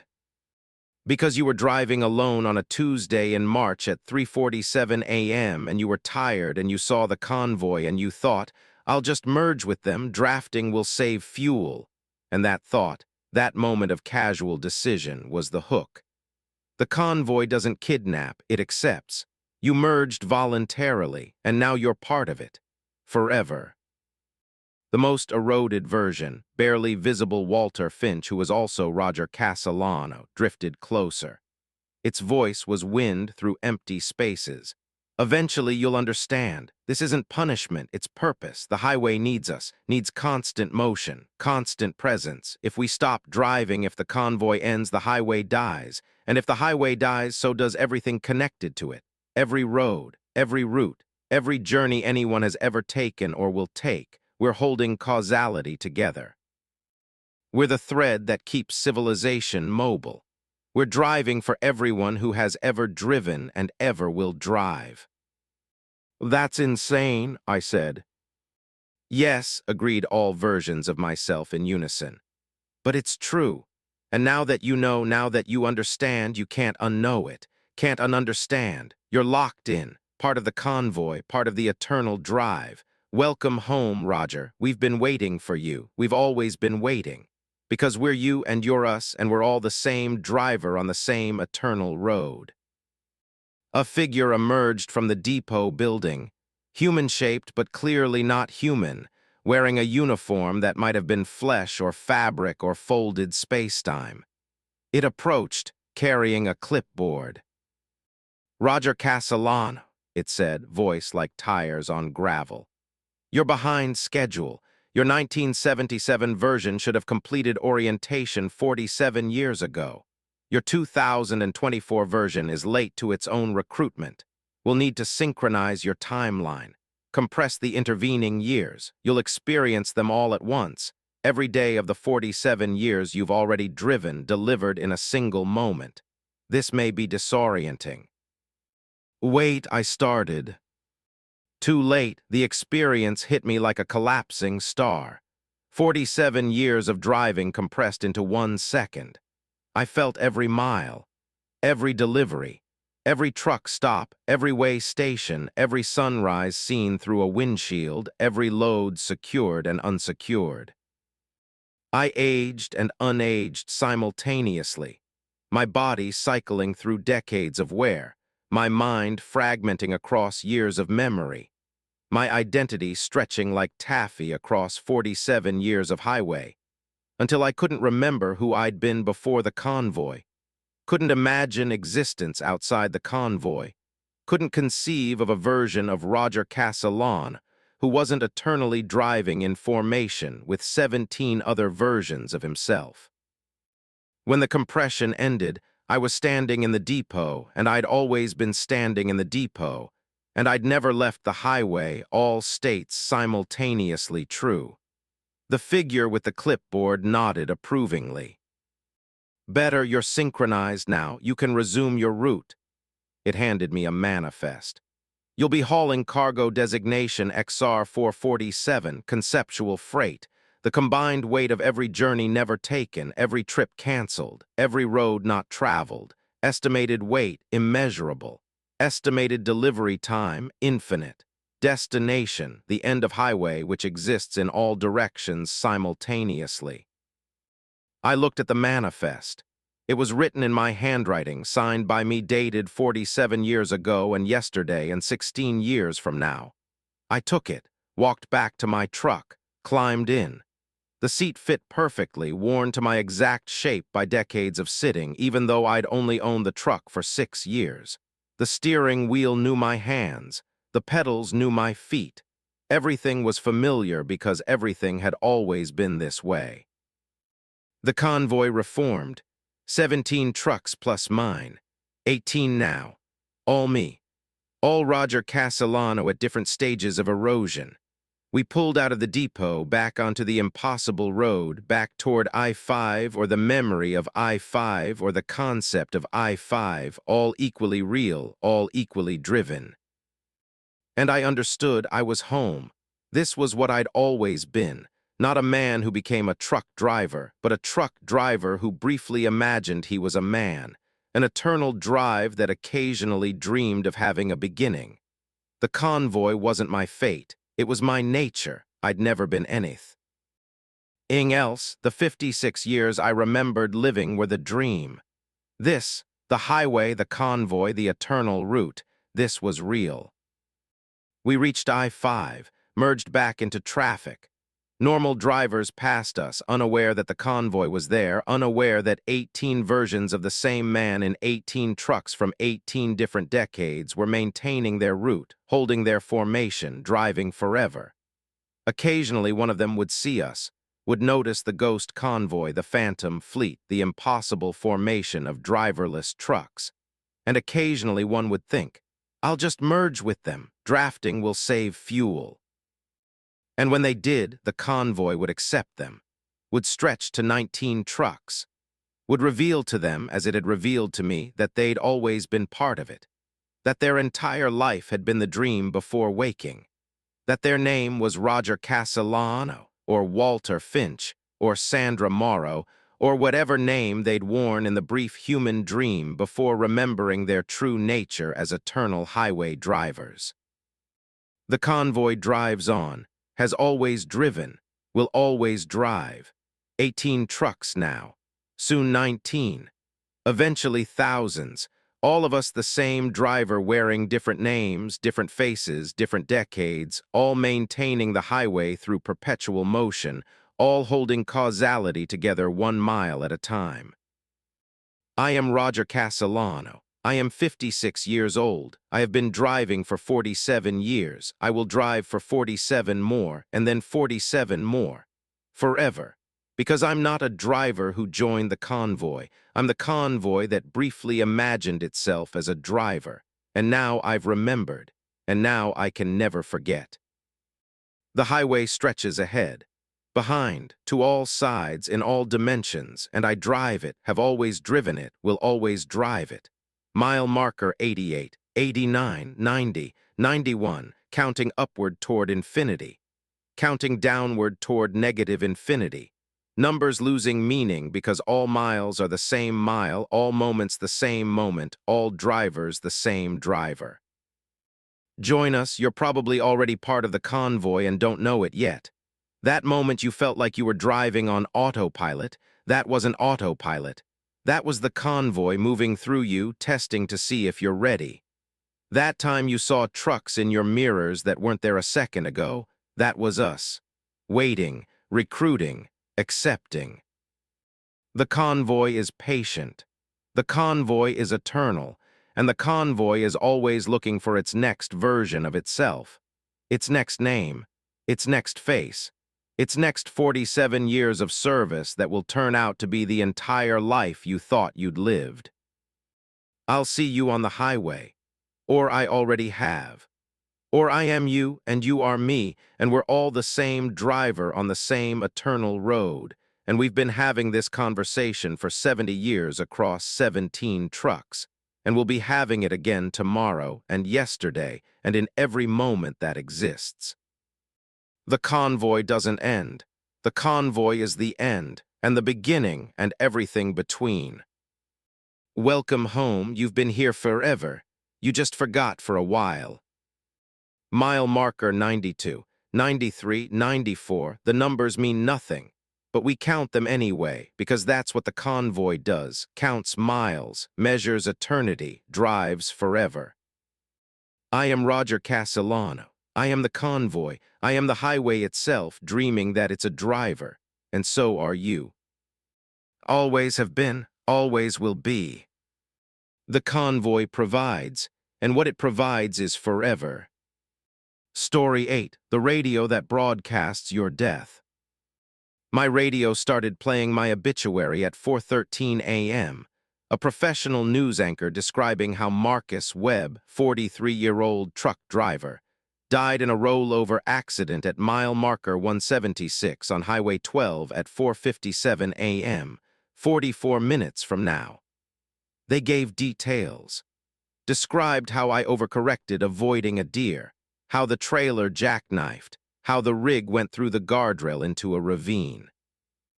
They interviewed my wife Sarah, sobbing, saying she'd told me to take a day off. They interviewed my dispatcher, explaining I'd been on the road for 9 hours and should have been approaching my rest window. They even played audio from the emergency responders, saying death was instantaneous, that I probably never felt anything. All of it happening 4:57 a.m. All of it broadcast now at 4:13 a.m. as if my death was news from the past, not a future that hadn't arrived yet. Marcus Webb, 43 years old, 16 years hauling freight across the Mountain West. I stared at my radio, standard AM/FM, nothing special, installed by the dealer when I bought the truck. It shouldn't be playing this, couldn't be playing this, but the voices were real, the details specific, my wife's crying unmistakable. And now the anchor was reading messages from my children. Dad always said he'd retire at 50. I guess he won't make it now. I love you, Dad. I wish you'd stop driving when Mom asked. I slammed the power button. The radio went silent. I sat there, hands shaking on the wheel, speedometer reading 72 in a 65 zone. Mile marker 141, 35 miles from the location where, according to my radio, I would die in 42 minutes. I could turn around, could pull over, could call Sarah, tell her I'm fine, tell her the radio was playing some sick joke, could refuse the prophecy, could choose differently. But my GPS was glitching.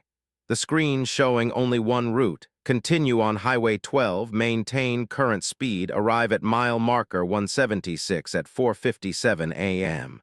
I tried to input an alternate route. The screen refreshed, showed the same route, tried to turn off the GPS. It turned back on. The route was fixed. The destination certain. I grabbed my phone, called Sarah. It rang 3 times, then her voice. Marcus, thank God, I just woke up from the worst nightmare. You were static. The call dropped. I tried again, same thing. 3 rings, her voice starting to speak, then nothing. My phone showed full signal, 5 bars, but every call to Sarah disconnected after 3 rings. The radio turned itself back on. This is Sarah Webb, widow of Marcus Webb, my wife's voice said through the speakers.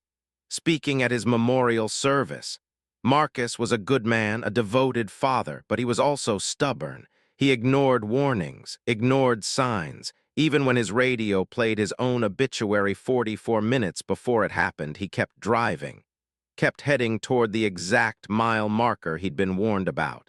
Because he didn't believe, because he thought he could change it. Because he was Marcus, and Marcus always thought he was smarter than fate. This isn't real, I said aloud. This is a prank, some hacker shit, AI-generated voices. This is Dr. Elizabeth Riordan, neurologist, a new voice said from the radio. I've been studying the phenomenon of precognitive broadcasting for 7 years. What Mr. Webb experienced was not a prank. It was a temporal echo. Information from his death traveling backward through electromagnetic channels, arriving 44 minutes before the event. We've documented 17 cases. All 17 individuals heard their own deaths broadcast on radios, phones, or other devices. 14 of those 17 continued toward the predicted location. All 14 died exactly as described. The 3 who didn't reach the location died anyway, heart attacks, aneurysms, accidents in different locations, but at the exact predicted time. The moment of death appears to be fixed. Only the method is variable. I was approaching mile marker 160, 16 miles from my predicted death. 39 minutes remaining. I could slow down, could drive under the speed limit, could delay arrival past 4:57 a.m. If the time was fixed but the location variable, maybe I could survive by being somewhere else when the clock struck. I eased off the accelerator, dropped to 60, then 55, but my truck accelerated on its own. The pedal pressing itself down without my foot, the engine revving, speedometer climbing back to 72. I tried the brake, nothing. The pedal went to the floor, but the truck maintained speed. Cruise control was off. I checked, definitely off. But the truck was driving itself, maintaining precise velocity, heading unerringly toward mile marker 176. The radio continued. "This is Father Thomas Riley speaking at Marcus's funeral. I didn't know Marcus personally, but his family tells me he was a man of logic, a man who believed in cause and effect, control, agency. This made his death particularly cruel, to know 44 minutes in advance, to hear the exact details, to understand precisely what would happen and when, and to discover that knowledge changed nothing, that the future was already written. That his choices, his agency, his logic, all of it was illusion. He was a man driving toward an appointment he couldn't miss. We all are, really. Marcus just had the misfortune of knowing exactly when and where his appointment was scheduled.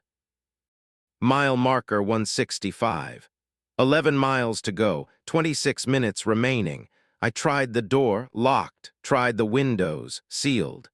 The cab was becoming a coffin, carrying me toward my execution, every system overridden, every input ignored. "This is Sarah again," my wife's voice returned. The worst part wasn't losing him, it was knowing he died knowing, that his last 44 minutes were spent in terror, listening to his own death, fighting against a future that was already past. He called me, 3 times. I was asleep. Didn't hear the phone. By the time I woke up, he was already dead. If I'd answered, could I have changed it? Could I have said something that altered his route, his choices, his fate? Or would the conversation have been part of the timeline that led to his death? Would my voice have distracted him at the crucial moment, caused the correction, killed him? I'll never know. And that's the second worst part. Not knowing if my silence saved him or doomed him. Not knowing if answering would have helped or just given him one more person to say goodbye to before the end. I was crying now. Tears streaming down my face as I drove, was piloted by invisible forces toward mile marker 176. I tried talking to the truck, to the radio, to God, to anyone who might be listening. "Please, I have kids, I have Sarah, I'm not ready. I'm only 43. I need more time. Just let me stop. Just let me pull over. I'll abandon the truck, walk home, never drive again, just don't." "This is Marcus Webb," said my own voice from the radio. "Recording this message at 4:43 a.m., 10 minutes before my death. If you're hearing this, I'm already gone, already overcorrected, already went through the guardrail, already died instantly, according to the news reports I heard 30 minutes ago. And I need you to know I tried to change it, tried to stop, to slow down, to deviate. Nothing worked. The truck drove itself. The route was fixed. The time certain. And now I'm using the radio. The same radio that broadcast my death to broadcast this warning. If you ever hear your own obituary, if you ever receive information about your death before it happens, don't try to prevent it. Don't fight. Don't struggle. Acceptance is the only option. Fighting just makes the last minutes more terrible. I wish I'd known that. Wish I'd spent the 44 minutes calling my family instead of fighting my truck. Wish I'd said goodbye instead of screaming at fate. But I didn't know. And now it's 4:43 and I have 14 minutes left, and I'm recording this instead of calling Sarah because by now I know she won't answer. The timeline won't let her. My death requires that I die alone. Die scared. Die knowing that every second brings me closer to mile marker 176 and there's nothing I can do except wait. The message was me. My voice, my cadence, recorded 10 minutes from now, traveling backward through time to reach me at 4:26 a.m., which meant in 10 minutes I'd record it, would accept my death enough to leave a message, would surrender. Mile marker 170, 6 miles to go, 13 minutes remaining.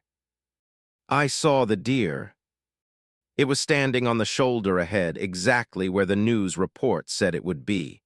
A doe, completely ordinary, just an animal unaware it was the trigger for my death. I watched it with a strange calm. This was the moment.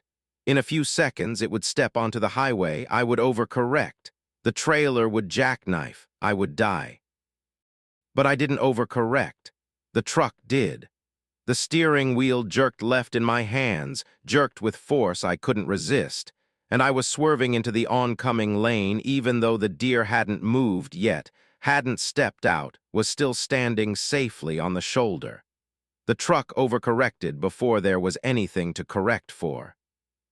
Because it wasn't about the deer, it was never about the deer. The deer was set dressing, narrative excuse. The real cause was something else. The truck was fulfilling the timeline, executing the death that had already been broadcast. The deer didn't make me swerve. My swerve summoned the deer, cause and effect flowing backward, the result creating its own cause. The trailer jackknifed. I felt it swing wide, felt the tires lose traction, felt physics take over. The guardrail approached, not rusted, not weak, but irrelevant. The truck wasn't going through the guardrail because the guardrail was inadequate. The truck was going through because the broadcast said it would, and reality was conforming to the broadcast. Guardrail strength be damned. Metal screamed. The world tilted. I was airborne, the cab separating from the trailer, both tumbling toward the ravine below. And in that eternal moment, the space between alive and dead, between the guardrail and the ground, I heard the radio still playing, still broadcasting. This is Highway Patrol Officer Jennifer Martinez, first responder to the Marcus Webb accident. Arrived on scene at 5:09 a.m., 12 minutes after the initial incident. Subject was DOA, massive trauma. We've seen 3 similar cases this year, drivers who received advance warning of their deaths and died anyway. There's a theory in the department. We don't talk about it officially, but we think the warnings aren't warnings, they're invitations. Something is broadcasting deaths before they happen, not to prevent them, but to ensure them. To create a closed time-like curve where the death becomes inevitable because the warning makes it inevitable. You hear your death, you try to prevent it, and your prevention attempts create the exact circumstances that kill you. The radio isn't predicting the future, it's creating it, and we can't stop it. Can't trace the broadcasts, can't identify the source, we just find the bodies. Always at the exact time and location predicted. Always DOA. Always drivers who thought they could change their fate. I hit the ground at 4:57 a.m., exactly on schedule. And in the microsecond before impact, before the final darkness, I understood the radio was right. Death was instantaneous. I felt nothing. But I heard everything. Heard Sarah's sobbing. Heard my children's messages. Heard the funeral. Heard the analysis and the theories and the warnings that future drivers would ignore just like I'd ignored them. Heard 44 minutes of my death compressed into the final microsecond of my life, all of it playing backward and forward simultaneously, all of it arriving before and after it happened, time collapsing into a single point where broadcast and event were the same thing. And then nothing, true silence, the silence after death, the silence the radio had promised. Except, I'm recording this now, at 4:43 a.m., 10 minutes before my death, using the same radio that broadcast my obituary. And I'm warning you, if you hear your death before it happens, you're already dead. The timeline has closed, the event is fixed. The broadcast is not information, it's execution. You're not receiving news, you're receiving your sentence. Don't fight it, don't try to change it. You'll fail. The universe will override your truck, your phone, your choices. It will force you toward the appointed time and place. It will fulfill the broadcast no matter what you do. I'm at 4:44 now, 9 minutes left. I've stopped trying to brake, stopped fighting the wheel. I'm just driving, letting the truck take me where it wants, where the timeline demands, where the broadcast promised I'd go. Sarah, if you're hearing this somehow, if this message reaches you after my death, I love you. I'm sorry. I should have stayed home. Should have listened when you said I looked tired. But I didn't, and now I'm 4:45, and 8 minutes from now I'll be gone, and I hope. Mile marker 172. 4 miles to go, the deer is waiting, the guardrail is waiting, the ravine is waiting. All of it synchronized perfectly to 4:57 a.m. All of it inevitable. The radio is playing my funeral again.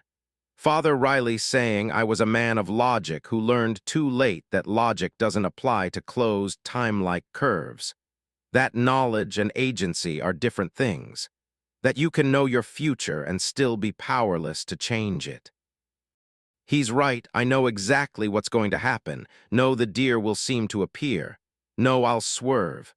No, the jackknife is coming. No, the guardrail will fail. No, impact is 7 minutes away. And I can't change any of it. The radio provides. And sometimes what it provides is the exact time and method of your death, delivered with 44 minutes notice, just enough time to understand your powerlessness, but not enough to escape it.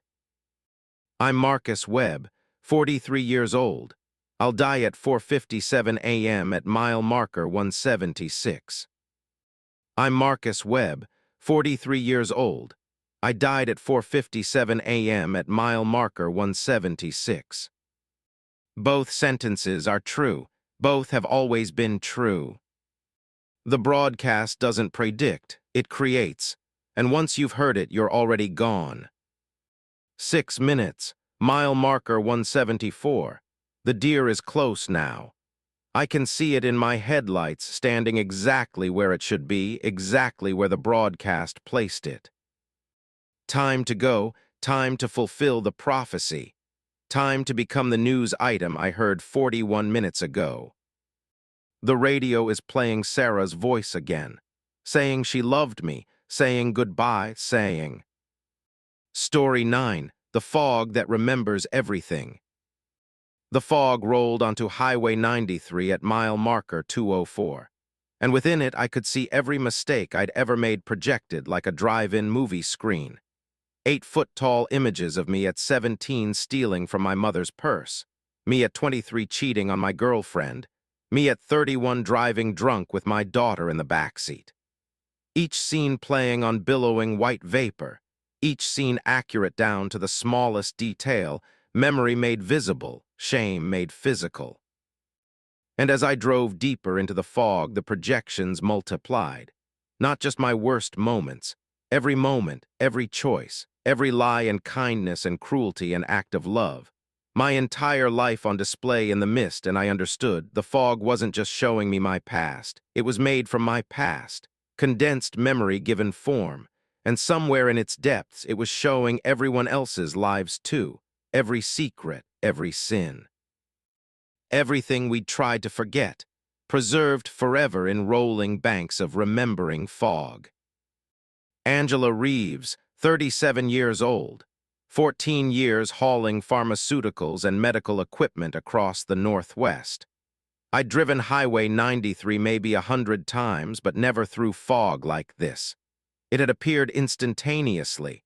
One moment clear highway, the next moment zero visibility, thick white. Vapor pressing against my windshield like cotton. I'd slowed to 40, turned on my hazards, followed protocol. Then I'd seen the projections. My mother's face, tears streaming down as she discovered money missing from her wallet. Me at 17, watching from the doorway, knowing I'd taken it to buy concert tickets. The scene played out in the fog ahead, larger than life, perfect clarity. I saw my own expression, guilt mixed with entitlement, the selfishness of youth. The scene faded, replaced by another. Me and Jennifer in our apartment, her finding texts on my phone, her voice breaking as she asked who Melissa was. Me lying. Saying she was just a co-worker. Jennifer's face collapsing with the knowledge that I was lying. What the fuck, I whispered, gripping the wheel tighter. The fog was reading me, reading my memory, projecting my shame. A new scene appeared. Me at 31, drunk, buckling 8-year-old Zoe into her car seat, her asking, "Daddy, why do you smell like beer?" Me telling her it was just one drink. Me starting the car, pulling out onto dark streets, driving 7 miles home while my daughter sang songs in the backseat, trusting me, unaware her father was too impaired to be driving, too selfish to call a cab. I'd never told anyone about that night. Had locked it away, convinced myself it was a one-time mistake, that arriving home safely meant no harm done. But the fog knew. The fog remembered. And now it was playing the memory in high definition on vapor screens 8 feet tall. The projection zoomed in on Zoe's face in the backseat, her innocent singing, her complete faith that Daddy would keep her safe. And I felt it again, the terror I'd suppressed that night. The knowledge that I was risking her life. The sickening awareness that if another car appeared, if I had to brake suddenly, if anything went wrong, I'd have no one to blame but myself, and she'd pay the price. The fog thickened. More projections emerged. Dozens of them all around my truck, 360 degrees of memory. Minor cruelties, me ignoring a homeless man asking for help. Major betrayals, me telling my boss that coworker Derek was unreliable, sabotaging his promotion to make myself look better. Intimate violations, me reading my sister's diary when we were teenagers, discovering her secrets, never telling her I knew. Every screen was a moment I'd rather forget. Every projection a piece of shame I'd buried, and they were all accurate, perfectly, horrifyingly accurate. The fog wasn't inventing or exaggerating. It was displaying objective truth, memory extracted and exhibited. My CB crackled. "This is highway patrol to any truckers in the Highway 93 fog bank. Do not stop. Do not exit your vehicles. The fog is a phenomenon we're still trying to understand. It appears to extract and display memories, your memories and others. Do not watch the projections. Do not engage with them. Maintain speed and continue through the affected area. The fog bank is approximately 40 miles long. Estimated transit time at safe speeds, 50 minutes. Repeat, do not stop. 50 minutes. 50 minutes of having my entire life displayed around me. 50 minutes of unavoidable shame. I tried looking straight ahead, ignoring the peripheral projections. But they were everywhere, in my mirrors, on the road ahead. Even when I closed my eyes, I could see them through my eyelids, the light penetrating, the images seared into my retinas. A new projection appeared directly in front of my truck. My father, dying in the hospital, calling my name. Me in the hallway, hearing him, choosing not to go in. Choosing to avoid the goodbye because I didn't know what to say, because death made me uncomfortable, because I was a coward. The projection showed him lying there, hand reaching weakly toward the door, saying, "Angela, Angela, please," and the door staying closed, and his hand dropping, and the monitor flatlining 20 minutes later. I'd never forgiven myself for that, had spent 6 years carrying the guilt, and now the fog was showing me in perfect detail exactly what I'd missed, exactly how he'd looked, exactly what he'd needed that I'd refused to give. "Turn it off," I screamed at the fog. "Turn IT off." But the fog didn't respond, didn't care, it just kept projecting, kept displaying. An impartial archive of every moment I'd rather forget. And then I started seeing others' memories. The projections shifted. A man I didn't recognize standing over a child, belt in hand. The child crying, the man striking. Again, again. A memory of abuse playing out in the fog, not my memory, someone else's, some other driver's shame. A woman embezzling from her employer, falsifying records, pocketing thousands. A teenager leaving their dog outside overnight in winter. The dog freezing to death by morning. An elderly person refusing to visit their spouse in a nursing home, abandoning them. Hundreds of memories, thousands. The fog was showing me Eve. Ryan's shame. Every driver who'd ever passed through this area, their worst moments preserved and displayed. A collective archive of human failure. I drove through a gallery of horrors, saw murders and lies and betrayals and abuse, saw casual cruelties and calculated evils, saw the full spectrum of human weakness made visible, and interspersed with strangers' memories were my own, my theft, my infidelity, my drunk driving, my cowardice, all of it mixed together, all of it equal, my sins indistinguishable from the sins of people I'd never met. The CB crackled again. Attention all drivers in the fog bank. We're receiving reports that prolonged exposure is causing psychological distress. If you're experiencing suicidal ideation, please call the crisis hotline at static. The signal cut out. Suicidal ideation. Of course. Who could watch an endless parade of their worst moments and want to keep living? Who could see themselves at their most shameful and still believe they deserve to exist? I was crying, couldn't stop. The projections just kept coming, kept peeling back layers, kept finding new moments I'd suppressed or rationalized or forgotten. Times I'd been cruel to my mother. Times I'd abandoned friends who needed me. Times I'd chosen comfort over conscience. And the worst part, none of it was exaggerated. The fog wasn't making me look worse than I was. It was showing me exactly who I was, exactly what I'd done, the unvarnished truth that I'd spent years hiding from myself. At mile marker 227, the fog showed me something new. Not a memory, a statistic, numbers projected onto the vapor. Angela Reeves, lives directly harmed by your actions, 23. Lives indirectly harmed, 147. Lies told, 1,847. Acts of genuine selflessness, 34. Ratio of harm to help, 5:1. Overall moral value, negative. Negative, my life had a negative value. I'd caused more harm than good. The math was clear, projected in glowing numbers, undeniable. More statistics appeared.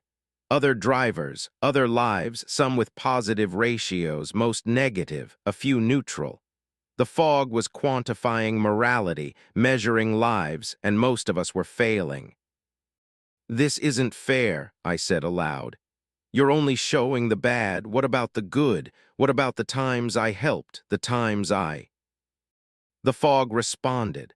A new projection, me at age 26, volunteering at a food bank, helping distribute meals, smiling at recipients.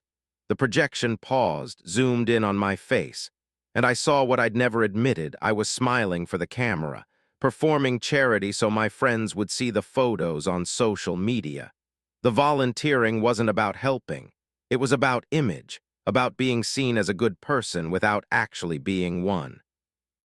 The fog knew, the fog always knew. It could see intent, could measure motive, could distinguish genuine compassion from performative kindness. It showed me every good deed I'd done, showed me the selfishness underneath, the calculations, the hidden motives, the ways I'd helped others primarily to help myself, and the few times, maybe a dozen in my entire life, when I'd acted from genuine altruism with no audience, no expectation of reward. 12 moments of true goodness in 37 years. The ratio was damning. At mile marker 235, I saw her. A projection of a woman sitting in a car watching the fog projections, crying. It took me a second to realize I was seeing another driver, currently in the fog, her memories playing alongside mine. She was middle-aged, overweight, wearing a trucker's cap, and her projections were horrible. Abuse she'd suffered as a child. Abuse she'd later inflicted on her own children, a cycle of violence made visible. I watched her worst moments. She was watching mine. We were sharing shame, violating each other's privacy in the most intimate way possible. I wanted to look away, couldn't. The fog forced us to see each other, forced us to know each other at our absolute worst. More drivers appeared in the projections. Dozens of us, all trapped in the fog bank, all having our lives displayed, all witnessing each other's failures. An involuntary group therapy session where every participant's deepest shame was public record. I saw a man who'd killed someone in a drunk driving accident and never came forward. Saw a woman who'd abandoned her disabled sister. Saw a teenager who'd falsely accused a teacher of abuse. Saw an elderly man who'd stolen his business partner's life savings. Everyone's worst moment, everyone's biggest regret, all of it visible, all of it true. And we were all seeing each other, all knowing, all judged and judging. The CB came to life with sobbing, multiple voices overlapping. I'm sorry, I'm so sorry, I didn't mean to. Please make it stop, please, I can't. Is everyone seeing this? Is everyone seeing what I? The channels were flooded with confession, with breakdown, with drivers unable to bear the weight of having their lives displayed. At mile marker 241, the projections changed again. Showed consequences, showed what happened to the people I'd hurt. Jennifer, my ex-girlfriend I'd cheated on, developed trust issues, went through 3 more failed relationships, eventually married someone she didn't love because she was too afraid to risk being hurt again, settled for safety over passion, lived a diminished life because of me. Derek, my coworker I'd sabotaged, never got another promotion opportunity, stayed in the same position for 8 years, developed depression, started drinking, lost his family, all because I'd wanted to make myself look better at his expense. Zoe, my daughter, the night I drove drunk with her in the car, the projection fast-forwarded, showed her at age 15 refusing to get in a car with friends who'd been drinking. Good, I thought, she learned. But then it showed her reasoning, not wisdom, but trauma. She remembered that night more clearly than I'd realized, remembered smelling the alcohol on my breath, remembered feeling unsafe, remembered learning that even people you trust will risk your life for their convenience. The drunk driving incident hadn't taught her responsibility.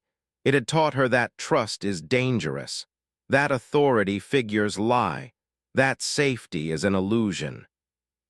I was destroying my daughter's ability to trust, and I'd never even known it. The fog showed me all of it, every consequence, every domino I'd toppled, every life I'd damaged. The full scope of my negative impact traced through years and decades. I wasn't just a person who'd made mistakes. I was an epicenter of harm, a radioactive source of pain, contaminating everyone in my radius. At mile marker 244, something shifted. The fog began showing me something new. Projections not from the past, but from the future. Possible futures, branching timelines. In one, I continued unchanged, died at 63. Zoe spoke at my funeral. My mother was complicated, she tried her best. Code words for she was selfish, and I'm relieved she's gone. In another, I called Zoe after exiting the fog, apologized for the drunk driving incident, told her the truth, admitted I'd been wrong. She hung up, didn't speak to me for 6 months, but eventually responded, eventually forgave, and grew up slightly less damaged. In another, I tracked down Jennifer, apologized for the cheating. She accepted the apology but told me it was too late. The damage was permanent, but hearing the apology gave her something she needed: closure, permission to move on. In another, I found Derek, told our boss the truth, got demoted, lost income. But Derek got his opportunity, got his promotion, his life improved, his family stabilized. The fog was showing me redemption paths, ways to reduce the harm I'd caused, ways to shift my moral ratio from negative to neutral, maybe even neutral to positive. But it was also showing me the costs. Every act of redemption required sacrifice, required humiliation, required facing the people I'd hurt and admitting what I'd done. required destroying my self-image, required accepting that I was, fundamentally, the person the fog had shown me, selfish, weak, cowardly, harmful. At mile marker 247, the fog cleared slightly. I could see the edge of the bank ahead. Maybe 5 miles, maybe 10. The end was coming, soon I'd be out, back in the normal world where memories stayed private, where shame could be buried. But the projections were getting more intense, faster. A final barrage showing me everything at once, every moment, every choice, every consequence. The full sum of Angela Reeves displayed in excruciating detail. And underneath it all a question, now that you know, now that you've seen yourself clearly, what will you change? I emerged from the fog at mile marker 253. 49 miles, 48 minutes. The longest 48 minutes of my life. The fog vanished as instantly as it had appeared. One moment I was surrounded by projections of my shame. The next, clear highway, bright sun, normal reality. I pulled over, sat in the cab shaking. My phone had 17 missed calls, messages from other drivers who'd been in the fog. A support group was forming. People who'd seen each other's worst moments. People who couldn't unsee what they'd witnessed. People who'd been stripped of the comfortable lies we tell ourselves about who we are. I called Zoe. She answered on the third ring. "Mom, what's wrong? You sound." "I need to tell you something," I said. "About when you were 8, about a night I drove after drinking with you in the car. I need to tell you I'm sorry. I need you to know that I know what I risked, what I could have lost, what I could have taken from you, and I need you to know that I understand if you can't forgive me. But I'm sorry. I'm so sorry." Silence on the line. Then, "I remember that night." Her voice was quiet. "I've always remembered." "I know," I said. I saw what it did to." "Oh, and I'm sorry." We talked for an hour. I told her everything the fog had shown me, every way I'd failed her, every way my selfishness had shaped her. And she cried, and I cried. And we didn't fix everything. You can't fix decades of damage in one conversation. But we started. We began the process of redemption that the fog had shown me was possible. I called Jennifer, called Derek, called my sister. One by one, I faced the people I'd hurt, admitted what I'd done, accepted their anger, their rejection, their eventual cautious forgiveness.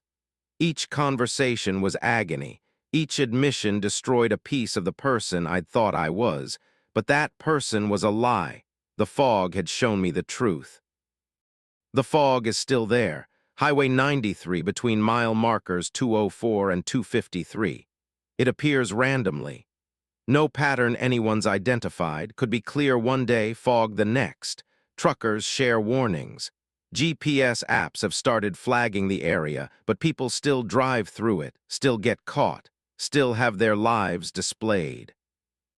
And I think that's the point. The fog isn't punishment, it's truth. It's the mirror we spend our lives avoiding. The accurate reflection we're too afraid to see. Everyone who passes through the fog comes out changed. Some break. Some drive off cliffs rather than face what they've seen. But others, like me, start the long process of becoming the person the fog showed them they could be. I've been working on my ratio for 3 years now. Lives harmed versus lives helped. Last time I drove through, yes, I drove through again deliberately. The fog showed me updated statistics. Ratio of harm to help. 3:1. Overall moral value, still negative but improving. I'll drive through again next month, and every month after that. Because the fog remembers everything, keeps perfect records, and it's the only honest accounting I'll ever get. The only way to measure whether I'm actually changing or just telling myself I am. The fog bank is growing, according to reports, extending beyond Highway 93, appearing on I-90, on Route 12, on roads across the Northwest. More people are encountering it. More lives are being displayed. More truths are being forced into the open. And I think, good, let it spread. Let everyone drive through at least once. Let everyone see themselves clearly, see the harm they've caused, see the redemption that's possible. Let the fog remember everything, because we certainly won't. We'll bury and rationalize and forget if given the chance. But the fog doesn't forget. The fog is memory made physical, truth made visible, and it's coming for all of us. One day, maybe, the fog will show me a positive ratio. Show me that I've helped more than I've harmed, that my life has value, that I've earned the right to exist without shame. But until then, I'll keep driving through, keep facing the projections, keep working on redemption. Because the fog showed me something more important than my shame. It showed me my choice. I can continue being who I was, or I can become who I could be. The fog remembers everything. And now, so do I, and I can never unknow what I've learned. That's the real gift, not the shame, the awareness, the clarity, the truth. The fog provides. And what it provides is the one thing we can never give ourselves, an honest mirror, a perfect record, a chance to see ourselves as we actually are, not as we pretend to be. I'm Angela Reeves, 37 years old, ratio still negative, but improving, always improving. One apology at a time, one act of genuine kindness at a time, 1 mile at a time. The fog is waiting. It's always waiting. And when you drive through, when you see your life displayed, when you face the truth you've been avoiding, you'll have the same choice I had. Break or change? I chose change. What will you choose? Story 10, the delivery to yourself. The signature on my delivery paperwork read, Robert Vance, received December 3rd, 2024. But when I checked the date I was making the delivery, it was only November 18th, 15 days before the recipient would supposedly sign for it. I stood there at the warehouse door, clipboard in hand, staring at a signature from the future accepting cargo I was delivering in the past, and the warehouse manager said, "Don't think about it too hard. Temporal logistics is above both our pay grades. Just unload and leave. The signature proves the delivery happened, even if it technically hasn't happened yet from your perspective." He smiled thinly. Welcome to Route 447, where cause and effect get flexible. Robert Vance, 59 years old, 36 years hauling specialized cargo for companies I wasn't allowed to name. I'd signed enough NDAs to wallpaper my house. Most of my jobs involved moving sensitive equipment, prototypes, classified research, experimental technology. I'd hauled computers that wouldn't be released to the public for 5 years. I'd transported weapons that officially didn't exist.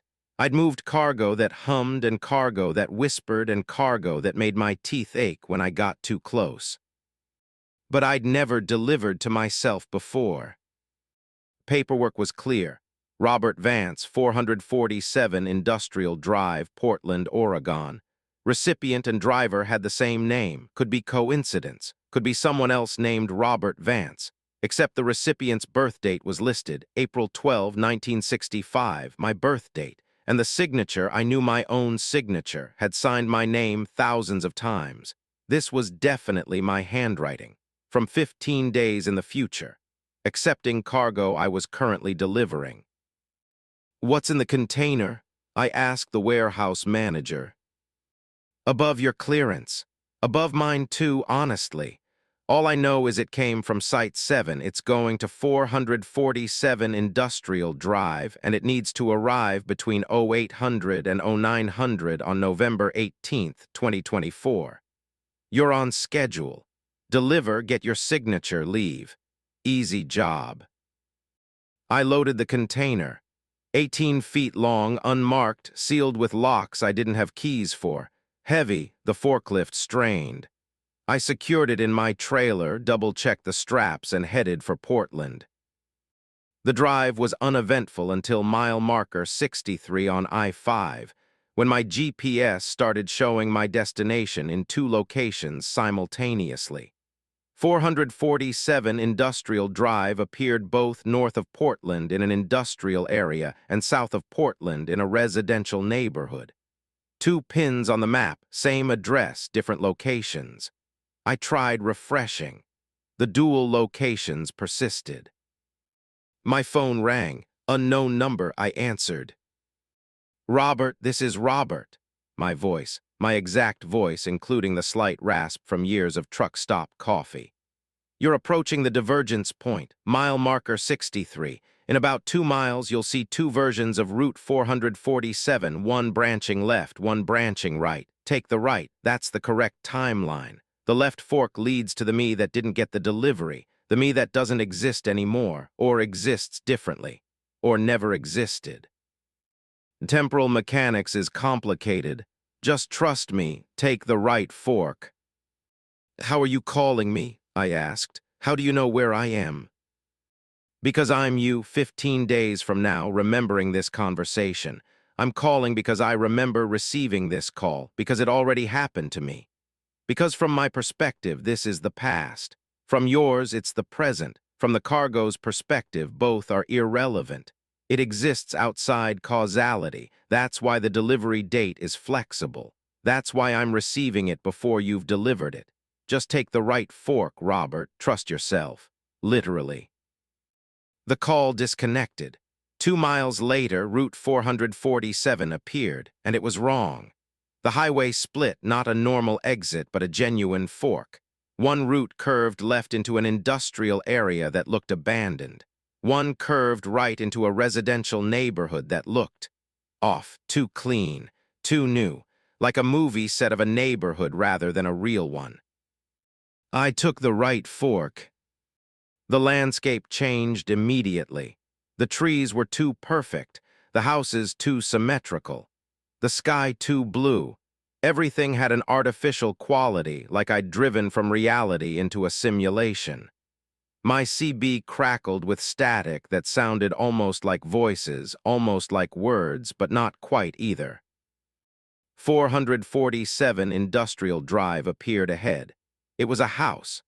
Normal suburban house, 2-story, white fence, mailbox with VANCE printed on it.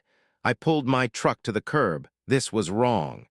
Industrial Drive was in the warehouse district, not a residential neighborhood, but the address matched, and the signature on my paperwork confirmed this was correct, even if it made no sense. I walked to the front door, rang the bell, waited. The door opened. I was standing there, me, Robert Vance, but older, maybe 65, maybe 70. Same face, same build, just more weathered. He looked at me without surprise. "Right on time," he said. "November 18th, 0847, perfect. Come in. We need to talk before you unload." I followed him inside. The house was decorated with my preferences, same art, same furniture style, same books I owned. But there were differences. Photos on the walls showing me with people I didn't recognize, a woman I'd never met, children I'd never had, a life I'd never lived. "This is a branch," the older me said, seeing my confusion. "A split timeline. In this version, you made different choices. Married Linda, had 2 kids, retired at 55, bought this house. The delivery you're making is what created this branch, or will create it, or has already created it depending on your temporal perspective." "I don't understand," I said.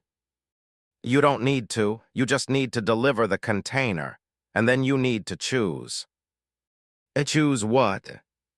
"Whether to continue on your current timeline or switch to this one. The container isn't cargo, it's a choice.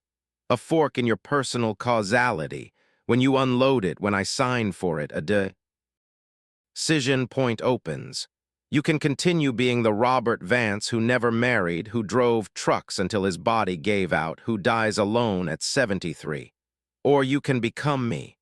The Robert Vance who took a different path, who chose differently, who lived differently. I sat down heavily. "That's impossible." "It's highly improbable, But Site 7 specializes in the improbable. They've been developing temporal choice technology for 17 years. The container you're hauling is a decision point made physical, a moment of possibility extracted from the quantum foam and crystallized into matter. When we open it, when you see what's inside, your timeline will split. One version of you will continue as before. One will branch into this life. Both will be equally real. Both will remember this moment. Both will believe they made the choice. What's in the container? Your wedding ring. He held up his left hand, gold band worn smooth. The one you would have bought if you'd proposed to Linda in '09 instead of breaking up with her because you were scared of commitment. The ring that existed in possibility but never in actuality. Site 7 retrieved it from the non-timeline where you made different choices, and now they're delivering it to you, giving you a second chance, a branch point. A way to undo the regret that will define your last years if you stay on your current path. I thought about Linda. We dated for 3 years. I'd loved her. She'd loved me, but I'd panicked. Told her I wasn't ready, ended it. Spent the next 20 years wondering what if. Why, I asked. Why would Site 7 do this? Why me? Because you're a test case. Because they need to know if targeted timeline manipulation works. If they can take people with major regrets and offer them branch points. Offer them chances to undo their biggest mistakes. You're one of 17 test subjects. Most of you are drivers. People who have spent their lives on the road, people who have been too transient to build stable relationships, people who will reach the end full of regret. They want to know if offering a do-over will make you happier. If it will change your outcomes, if it's worth doing on a larger scale. And if I choose to branch, to become you, then the current timeline you will continue on your path, but you won't remember this. You'll deliver the container, get the signature, leave. You'll think this was a normal job. Meanwhile, branch you, the you that becomes me, will wake up tomorrow morning in this house, married to Linda, father to 2 children, with memories of both timelines. You'll remember the lonely version and the connected version simultaneously, and you'll spend every day grateful you branched. Because I'm you, Robert, 15 days from now. And I remember the lonely timeline. Remember how it felt to die at 73 in a truck stop parking lot with no one to call, no one who'd notice for 3 days. And I remember choosing to branch. Remember becoming this version, and I've never regretted it. I walked to the window, looked at my truck parked outside. My life was in that truck, not a happy life, not a particularly fulfilling life, but it was mine, familiar, known. This house, this family, this Linda I barely remembered, they were foreign, beautiful but foreign. How do I decide? I asked. You don't, you already have. The signature on your paperwork is dated December 3rd. That's 15 days from now. That's how long it takes the branch to stabilize. For the next 15 days, both timelines exist in superposition. You're simultaneously the Robert who continues alone and the Robert who branches into this life. On December 3rd, the superposition collapses. One timeline becomes real. One becomes the might have been. And whichever version of you signs that paperwork, whichever you becomes primary, that's the one that persists. So I have 15 days to choose. You have 15 days to discover which choice you've already made. The paperwork is signed. The future has happened. You just don't know which future yet. We unloaded the container together. Both versions of me, the driver and the retired husband. We placed it in the garage. He signed the paperwork, Robert Vance, December 3rd, 2024. Signature identical to mine because it was mine, would be mine. Had always been mine from a certain temporal perspective. Open it, he said. I broke the seals, opened the container. Inside, resting on a velvet cushion, a gold wedding ring, simple band, engraved on the inside, Robert and Linda, June 12, 2009. The wedding that never happened. The marriage that existed only in possibility, made real, made physical, delivered to me from the timeline I didn't choose. I picked it up. It was warm, real, solid. And the moment my skin touched it, I felt the split, felt my timeline fork. One version of me stayed in the garage, holding the ring, feeling its weight, understanding it represented everything I'd given up. Another versio. And of me put the ring back, closed the container, left the house, climbed in my truck, and drove away. The memory of this bizarre delivery already fading, already being explained away as some corporate weirdness. Nothing to worry about. Both versions were real. Both were happening. I was in sewer position, Schrödinger's trucker, both lonely and loved, both regretting and fulfilled. Both timelines existing simultaneously until December 3rd, when one would collapse into reality and the other would become the ghost, the might have been, the path not taken. For the next 15 days, I lived both lives, or remembered living them. The boundaries were unclear. I woke up in my truck and in the house, drove routes alone and ate breakfast with Linda, felt the ache of isolation and the warmth of family, both equally real, both equally mine. And slowly, one timeline started to feel more solid than the other. I couldn't control which, couldn't choose. It was happening at a level below consciousness. My subconscious deciding which life it preferred, which Robert Vance was more authentically me. On December 3rd, I woke up. One timeline, one life, one reality I was. I'm in the house, I'm the branched version, I'm married to Linda. Father to 2 children I'm still learning about, still integrating into my memory. I have 2 sets of memories now, the lonely timeline and this one. I remember dying alone at 73, and I remember not dying alone. Both pasts are real to me.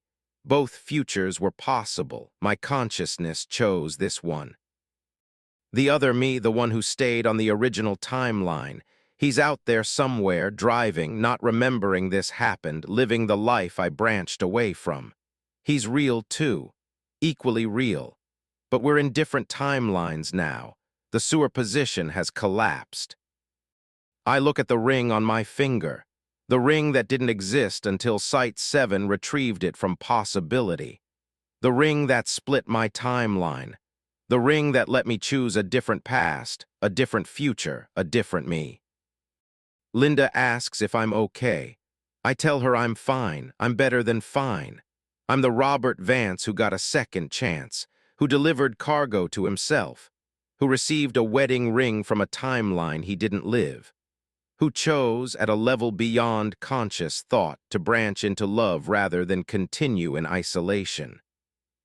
But sometimes I wonder about the other me, the one who's still driving, still alone, still heading toward that truck-stop death at 73. Does he dream about this life? Does he feel the ghost of the branch? Does some part of him know that he could have been this version, could have had this family, but chose, or was chosen by, the other path?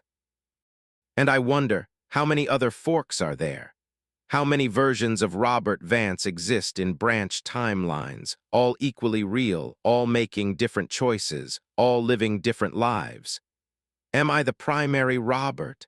Or am I a branch of a branch, nested in layers of quantum possibility, one of infinite versions, all believing they're the real one?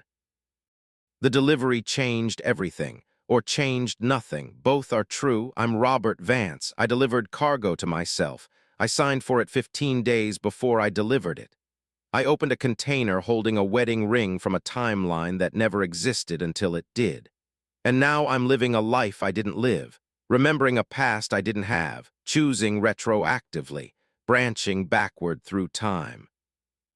Route 447 is still there, still splits into 2 paths. Other drivers will take it, will deliver to themselves, will receive cargo from timelines they didn't choose, will be offered branch points, will split into sewer position and collapse into one life or another, never fully knowing if they chose or were chosen.